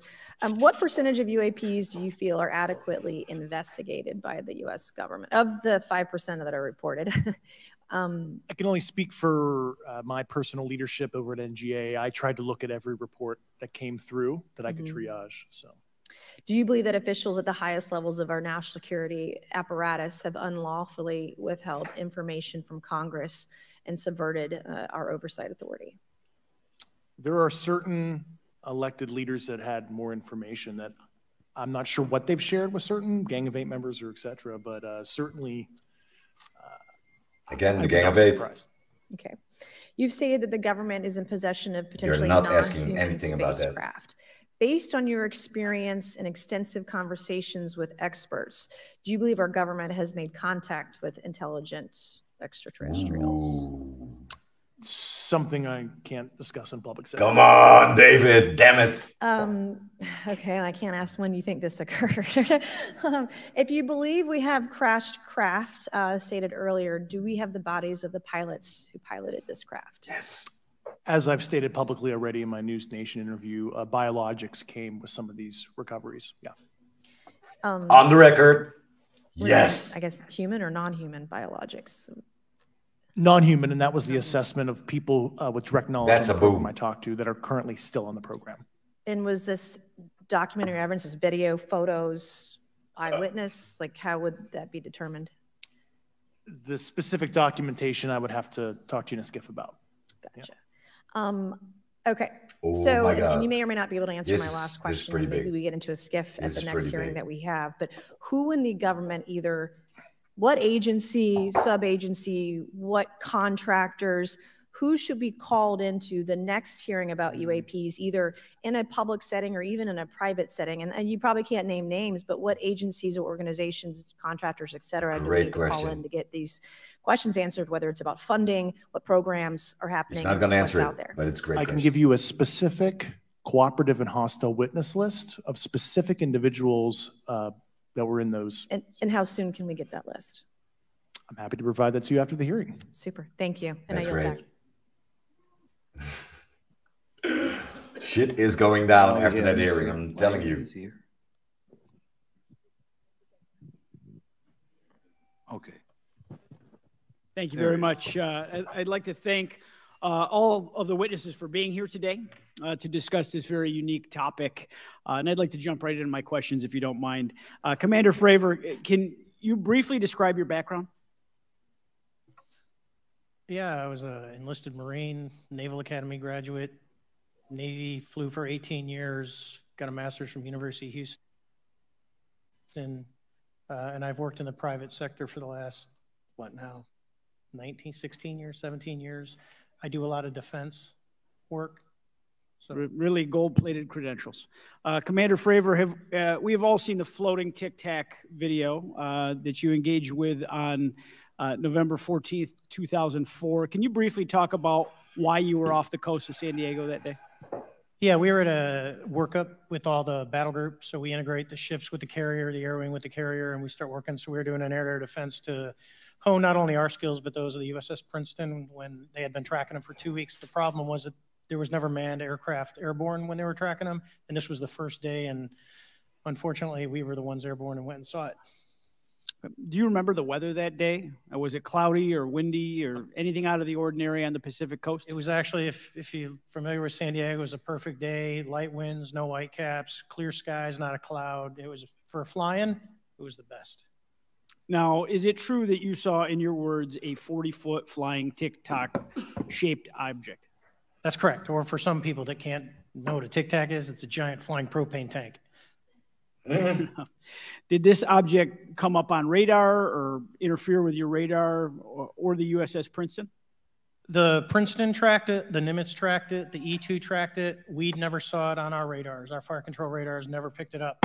The other airplane that took the video did get it on a radar. As soon as it tried to lock it, it jammed the radar, spit the lock, and he rapidly switched over to the targeting pod, which you can do in the F-18. From what you saw that day and what you've seen on video, did you see any source of propulsion from the flying object, including on any potential thermal scans from your aircraft? No, there's none. There's no IR plume coming out. And Chad, who took the video, went through all the EO, which is black and white TV, and the IR modes, and there's no visible signs of propulsion. It's just sitting in space at 20,000 feet. In your career, have you ever seen a propulsion system that creates no thermal exhaust? Nope. No. Can you describe how the aircraft maneuvered? Abruptly, very determinate.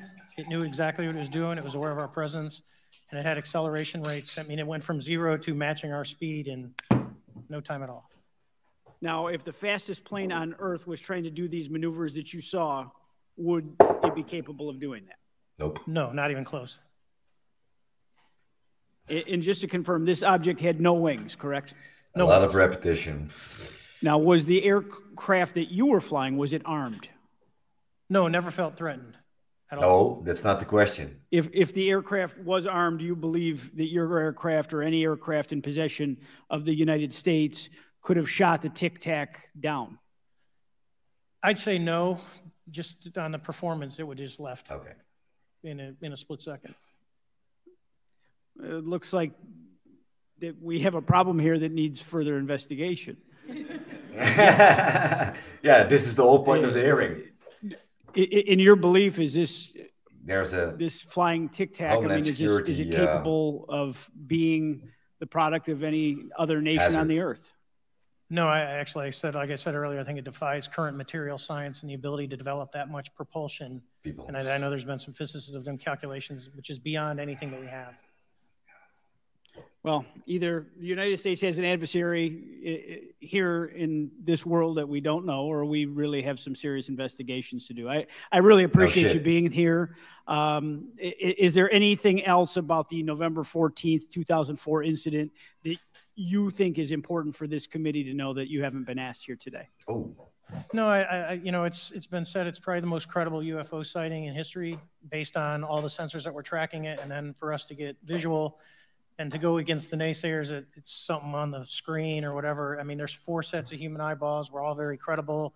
Of the 6 of us that were involved in the thing, including the video, every one of us is going to do 20+ years in the military in very responsible positions. So I'd say the world needs to know that. It's not a joke. No, thank you very much for your testimony here today for all of you, and I yield back, Mr. Chairman. Mr. Ogles. Thank you, Mr. Chairman, and thank you all for being here and the courage it took to come forward and again, the sacrifice that each of you have made. I serve on the National Security Subcommittee for the Financial Services Committee, so I really want to stay in the national security lane, if I may. So when we think about traditional adversaries and both us towards them and them towards us, you know, we probe their capabilities. We look for weaknesses, and we collect that data, that reconnaissance for in the event we need it in the future. For each of you, yes or no question, based off of your own experience or the data that you've been privy to, is there any indication that these UAPs could be essentially collecting reconnaissance information? Mr. Graves? Yes. Mr. Grush? Fair assessment, yeah. Mr. Fravor? Very possible. Again, in the national security vein, is it possible that these UAPs would be probing our capabilities? Yes or no, Mr. Graves? Yes. Grush? Yes. Fravor? Definitely. Is it possible that these UAPs are testing for vulnerabilities in our current systems? Yes. Wow. Yes. Ooh. Possible. Okay, so this is big. Do you feel, based off of your experience and the information that you've been privy to, that these UAPs provide an existential threat to the national security of the United States? This means there's a big national security threat, actually earthly. Same answer, potentially. Yeah. Definitely. Mr. Graves and Fravor, you know, in the event that your encounters had become hostile, would you have had the capability to hostile encounters, your crew, your aircraft? Absolutely not. Sir? No. Is based off of the information that you've been privy to, is there any indication that these UAPs are interested in our nuclear technology and capabilities? Ooh. By external observation, sure, that could be a fair assessment, yeah. Yes. Is there any indication that the Department of Energy is involved in UAP data collection and housing? I don't have an answer. I can't confirm or deny that in a public setting. And could you do it in a secure setting? Yes. Mr. Fravor? No, I don't know. I told you. Mr. Chairman, you know, I think I'm the last member to go, but there clearly is a threat to the national security of the United States of America. As members of Congress, we have a responsibility to maintain oversight and be aware of these activities so that, if appropriate, we take action. I would encourage the chairman to demand that we have any and all, but in particular Mr. Grush, talk to us in a skiff. And if that access is denied, I will personally volunteer to initiate the Holman Rule, against any personnel or any program or any agency that denies access to Congress. Mr. Chairman, with that, I will yield the remainder of my time to my fellow colleague from Tennessee, Mr. Burchett. Thank you, Mr. Chairman. That was huge, guys. That was so huge. You have no idea. Mr. Grush, I might have asked this before, but I want to make sure. Do you have any personal knowledge of someone who's possibly been injured working on legacy UAP reverse engineering? Great question. Yes. Okay. Great answer. How were they injured? Is it something like a radioactive type situation? Or I can't believe you answered that. I've heard people talk about Havana syndrome type incidences. What was your recollection of that? Guys, if you don't know, I can't get into specifics, but you can imagine assessing an unknown unknown. There's a lot of potentialities you can't fully prepare for. How do you think we ought to handle UAP whistleblower complaints like yours in the future? Yeah, there was some issue with mine. So, PPD 19 process, it goes to the Intel committees, either through PPD 19 or ICD 120. There's not a good way for the Intelligence Community Inspector General to provide that to other committees. And I asked my information to be sent to the House and Senate Armed Services Committee because there are Title 10 equities at play, but there was no smooth process to do so. Yeah. That's a trash can. Are you aware of any individuals that are participating in reverse engineering programs for non-terrestrial craft? Personally, yes. Mm-hmm. Wow. You know any that would be willing to testify if there were protections for them? Certainly closed door and assurances that breaking their NDA, they're not going to get administratively punished for so. Wow. I yield, Mr. Chairman. Thank you. That means people will talk about their work, reverse engineering, behind closed doors, of course, but it's pretty huge. Burchett, do you want to keep going? Why don't you come back to me, Mr. Chairman? I think they're going to break now. Is she on that list? Sure. Hello. Chairman, I'd like to submit for the record an article by News Nation, and it follows Mr. Grush's full interview for the record. Without objection. Thank you. Mr. Grush, why is it that you refer to the phenomenon as non-human intelligence? Why deviate from the basis of extraterrestrial life? I think the phenomenon is very complex, and I like to leave an open mind analytically to specific origin. When you say specific origin, possibly can you elaborate on that for those that might not? If it's a traditional extraterrestrial origin or something else that we don't quite understand from either a biological or astrophysics perspective, I just like to keep an open mind on what it could be. Okay. And referring to your News Nation interview, you had referenced specific treaties between governments. Article 3 of the Nuclear Arms Treaty with Russia identifies UAPs. It specifically mentions them. To your knowledge, are there safety measures in place with foreign governments or other superpowers to avoid an escalatory situation in the event that a UAP malevolent event occurs? Yeah, you're referring to actual public treaty in the UN Register. It's funny you mentioned that. Yeah, the Agreement on Measures to Reduce the Risk of Outbreak of Nuclear War signed in 1971. Unclassified treaty publicly available. And if you cite the George Washington University National Security Archives, you will find the declassified in 2013 specific provisions in the specific red line flash message traffic with the specific codes pursuant to Article 3 and Article Situation 2, which is in the previously classified NSA archive. What I would recommend, and I tried to get access, but this is interesting. A wall of silence at the White House. Already. Was those specific incidents when those message traffic was used. I think some scholarship on that would open the door to a further investigation using those publicly available information. Thank you. And then my last question with 51 seconds remaining. You mentioned white collar crimes potentially being taking place in regards to a cover-up. Can you please elaborate? I have concerns based on the interviews I conducted under my official duties of potential violations of the Federal Acquisition Regulations, the FAR. Thank you very much, Chairman. I yield the remainder of my time. Okay. Okay, we'll go to Mr. Raskin for 3 minutes. Thanks, Mr. Chair. And I thank the witnesses for their endurance and service today. Mr. Fravor, you've described your episode in detail now, and you call it the most credible UFO sighting in history.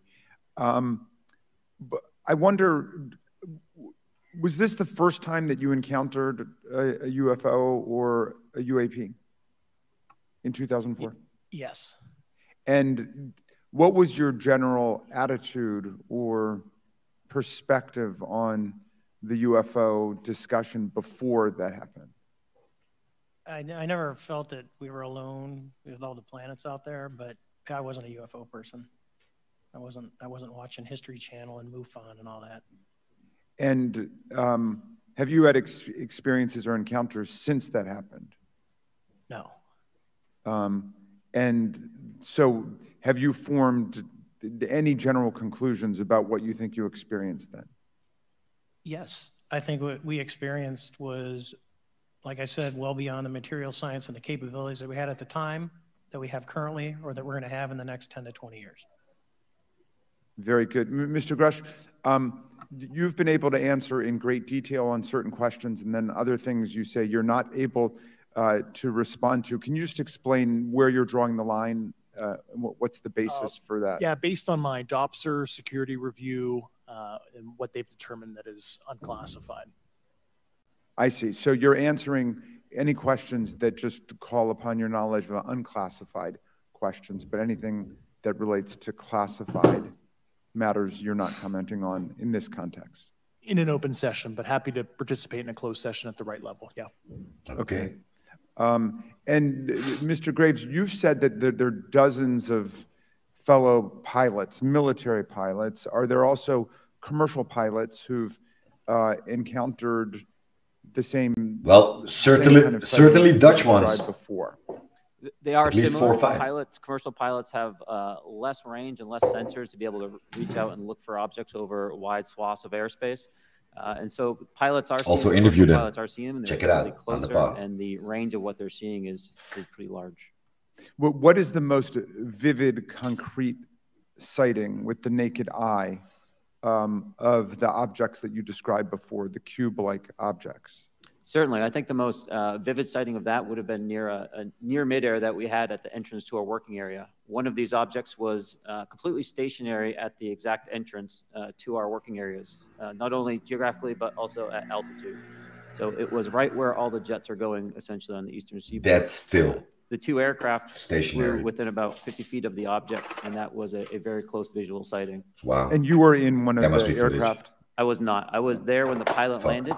He canceled the mission after, and I was there. He was in the ready room with all his gear on, with his mouth open. And I asked him what the problem was, and he said he almost hit one of those darn things. He said he was 50 feet away from it? Yes, sir. And his description of the object was consistent with the description you gave us before? A dark gray or a black cube inside of a clear sphere. There must be footage. Inside of a clear sphere? Yes. And with no self-evident propulsion system? No wings, no IR energy coming off of the vehicle, nothing tethering it to the ground. And that was primarily what we were experiencing out there. I'm over time. Thank you very much for your service, and I yield back to Mr. Chairman. Very good. Mr. Burchett. Thank you, Mr. Chairman. This is for all 3 of y'all, starting with Mr. Graves. Why did you come forward on this issue? I came forward because I felt that my colleagues did not have a way to mitigate this safety threat, and I wanted to help them. I was trained as an aviation safety officer by the Navy, and this seemed, it just felt right. I felt like I had to help the folks that were still flying and dealing with this. Mr. Grush. Purely a sense of duty. My first sworn oath when I was a cadet 18 years ago, and I still uphold that even out of uniform. Commander. I was pestered by a friend, and and he said, "You're the one person that they can't discredit, and you'll add credibility to the New York Times article." And so after about 6 times, I said, "Okay." Wow, great point. Yeah. This town isn't made, unfortunately, by people like y'all. We thank y'all. And I do want to also thank the people in the audience and the people that are watching this that can't be, people all over the world that have kept this issue alive. You've endured criticism, and derogatory remarks, and we're trying to get to the bottom of it. So God bless y'all. Thank y'all so much. We really appreciate you guys and gals.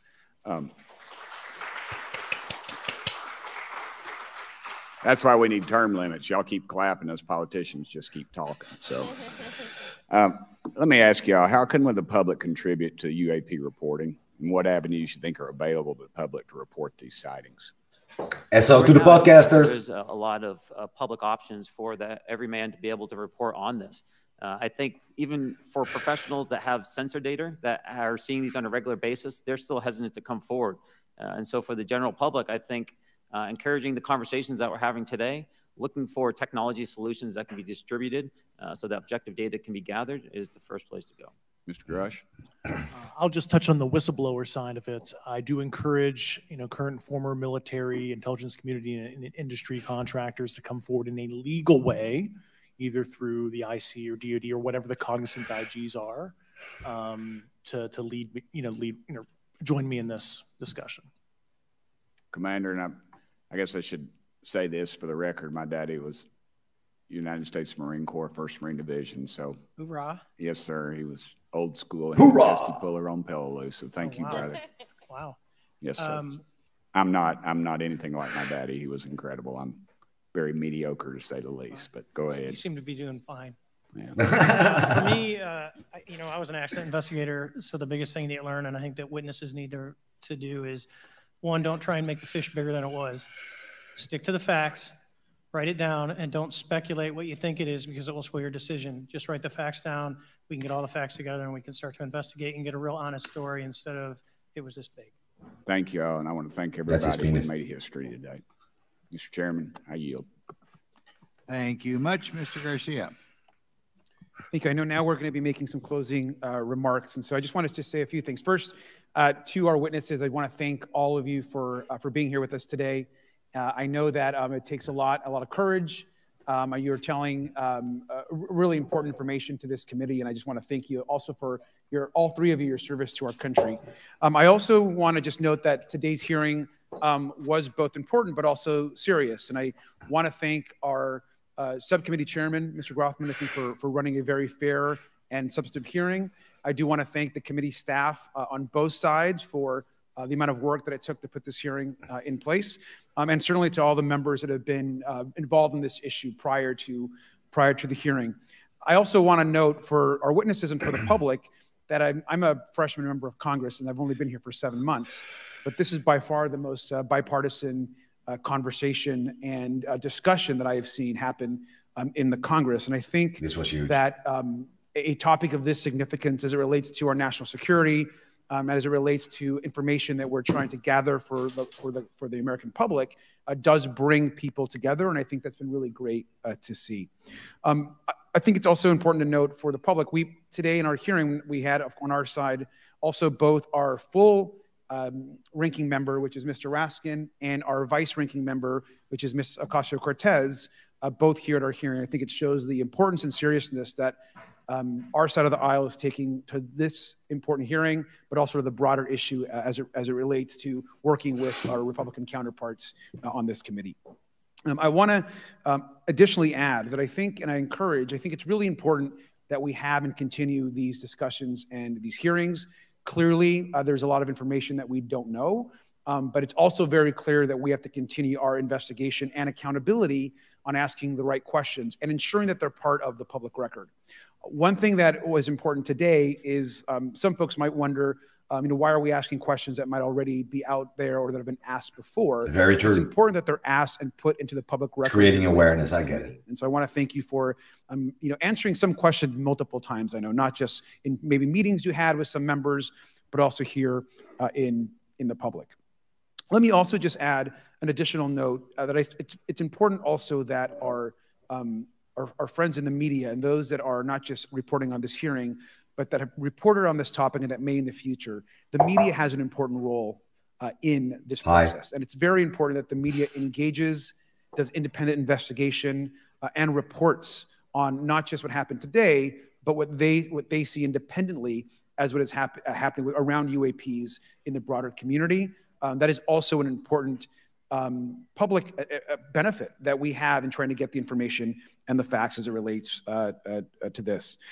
Let me also just say finally that as a teacher and an educator and a longtime teacher and researcher, that I also really believe in following facts, in doing your homework, and making sure that you follow science as we try to get as most information as possible. And so I want to thank you all for agreeing to do that today. Transparency is a cornerstone of government. We live in a vast galaxy, a lot of unanswered questions, and thank you all for being here today. Mr. Chairman. Thank you. I'd like to one more time thank Mr. Burchett and Ms. Luna for bringing this to our attention. It's a topic that has interested me since I was in school. It was a very illuminating hearing.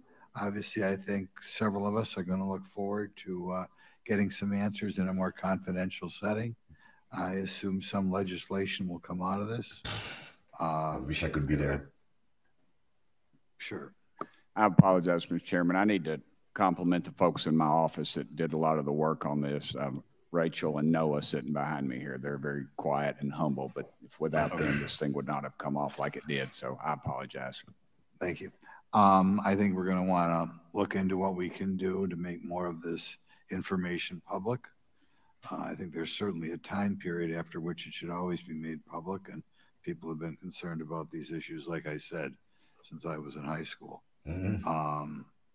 That guy has the lowest energy ever. I'd like to thank everybody who was here, sticking through the entire hearing. Without objection, the members will have 5 legislative days to submit materials and to submit additional written questions for the witnesses, which will be forwarded to the witnesses for their response. If there's no further business without objection, the subcommittee stands adjourned.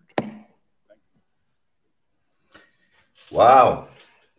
Wow, that was huge, guys. That was huge. So what do you think? This is probably the most open discussion politically in the world ever on UAP. To me, there was not a lot of information I didn't know about. There were some hidden gems. We should check that out.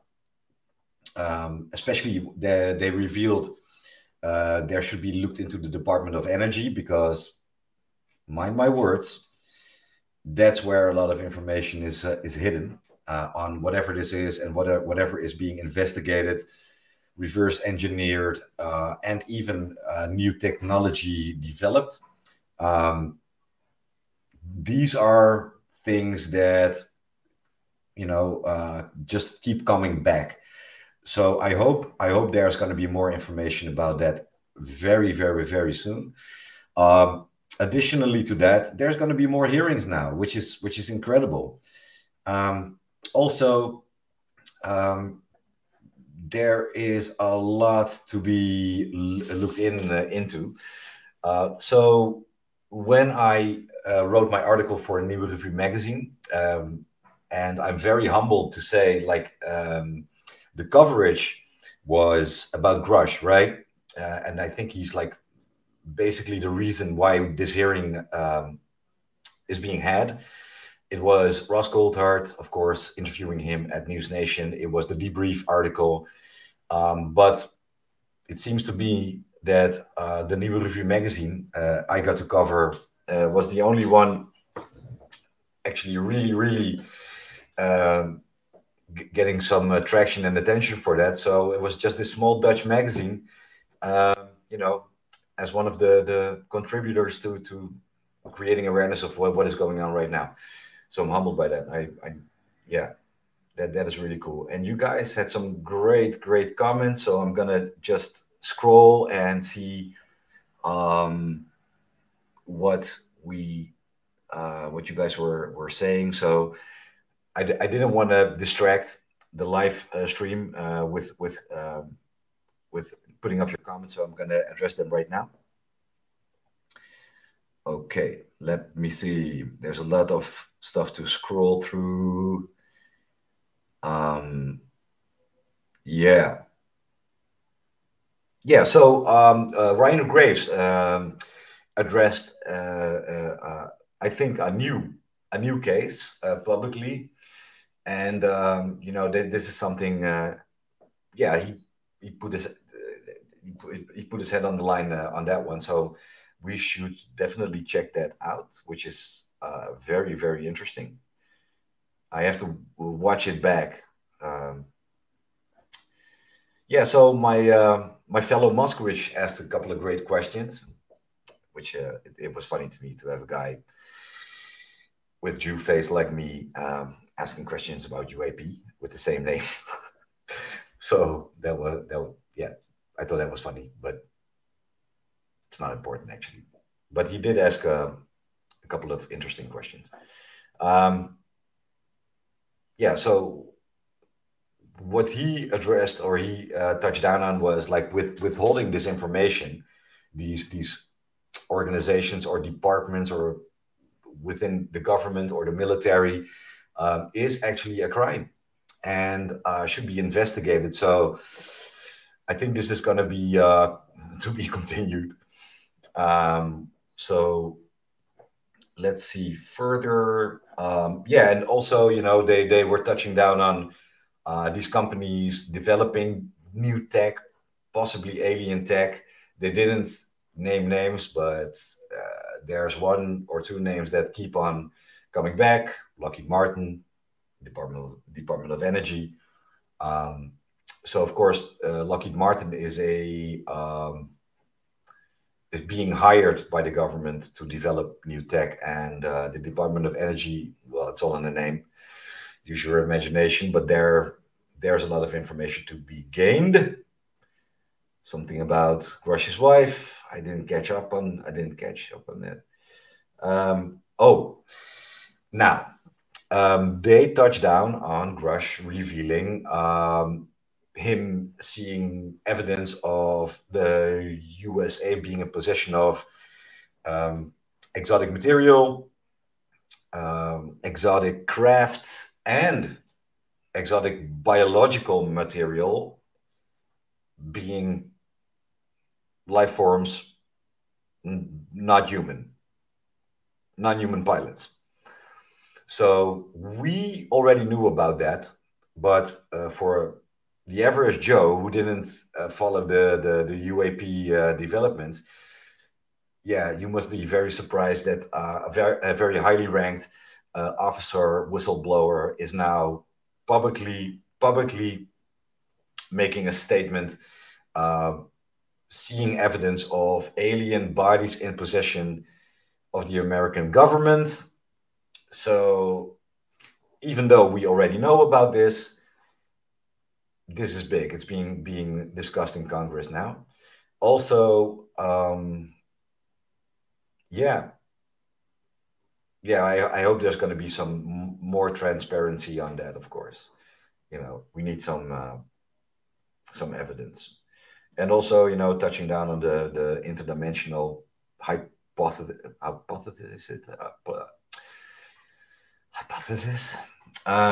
So yeah, very, very interesting, and also Grush touching down on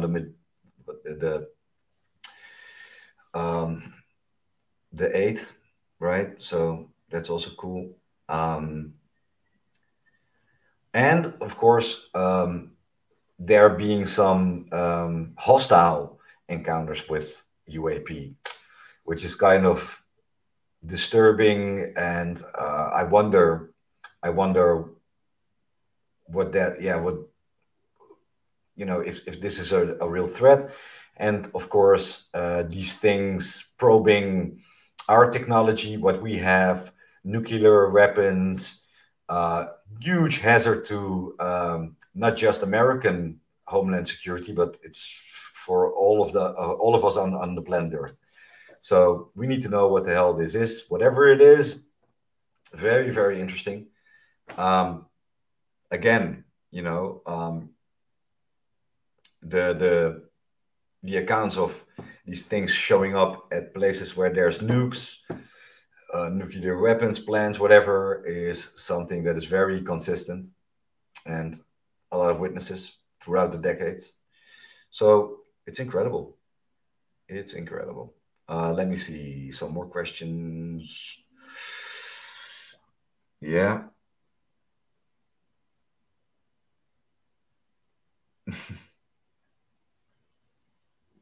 All right. Okay. Yeah, so someone asked was there any new information provided? Not really. Just Ryan Graves, I think, and the Department of Energy. This is the first time I think that this was openly mentioned. So I think that's pretty big, actually. Okay. So for now, I'm gonna say goodbye. I have to pick up my son. I wish I could elaborate on this a little bit longer, but I might jump on tonight to talk to someone about the UFO hearings. But just check me out on Twitter, max.moskowicz, or Max Moskowicz. You'll find me. Also, subscribe to my YouTube channel, Moskowicz Show, if you're watching this.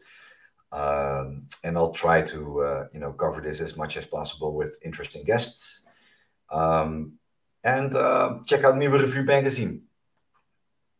My article, I actually interviewed David Grush, or did a Q&A, a couple of questions. You might find it interesting. It's available online. All right. I'll try to put a link in the feed. So on that note, you guys are amazing. Thank you for watching this. And I think, oh yeah, one last thing. I was a little bit bummed out. Why Mr. Elizondo wasn't there. I think, he ran ATIP. He should be a very credible witness. But as we've all seen on Twitter, they have been going, both Elizondo and Mellon, to Capitol Hill, informing these politicians and senators. So that's why there were a lot of rhetorical questions. They were already briefed on whatever they were asking. I'm not saying this was like a facade or something, but they were creating awareness and basically pressuring for more transparency. Of course, these guys were all briefed on beforehand. They are sitting on that information, these senators. But this is something they were just addressing to the general public. And us getting to see real military men or former military men putting their lives, their careers, lives, necks on the line to create awareness, whatever this is, to be continued. And yeah, I'll talk to you soon, or I'll speak to you through this window soon with possibly or hopefully a very interesting guest. Okay, so now I say shalom, meow. Till next time. Bye-bye.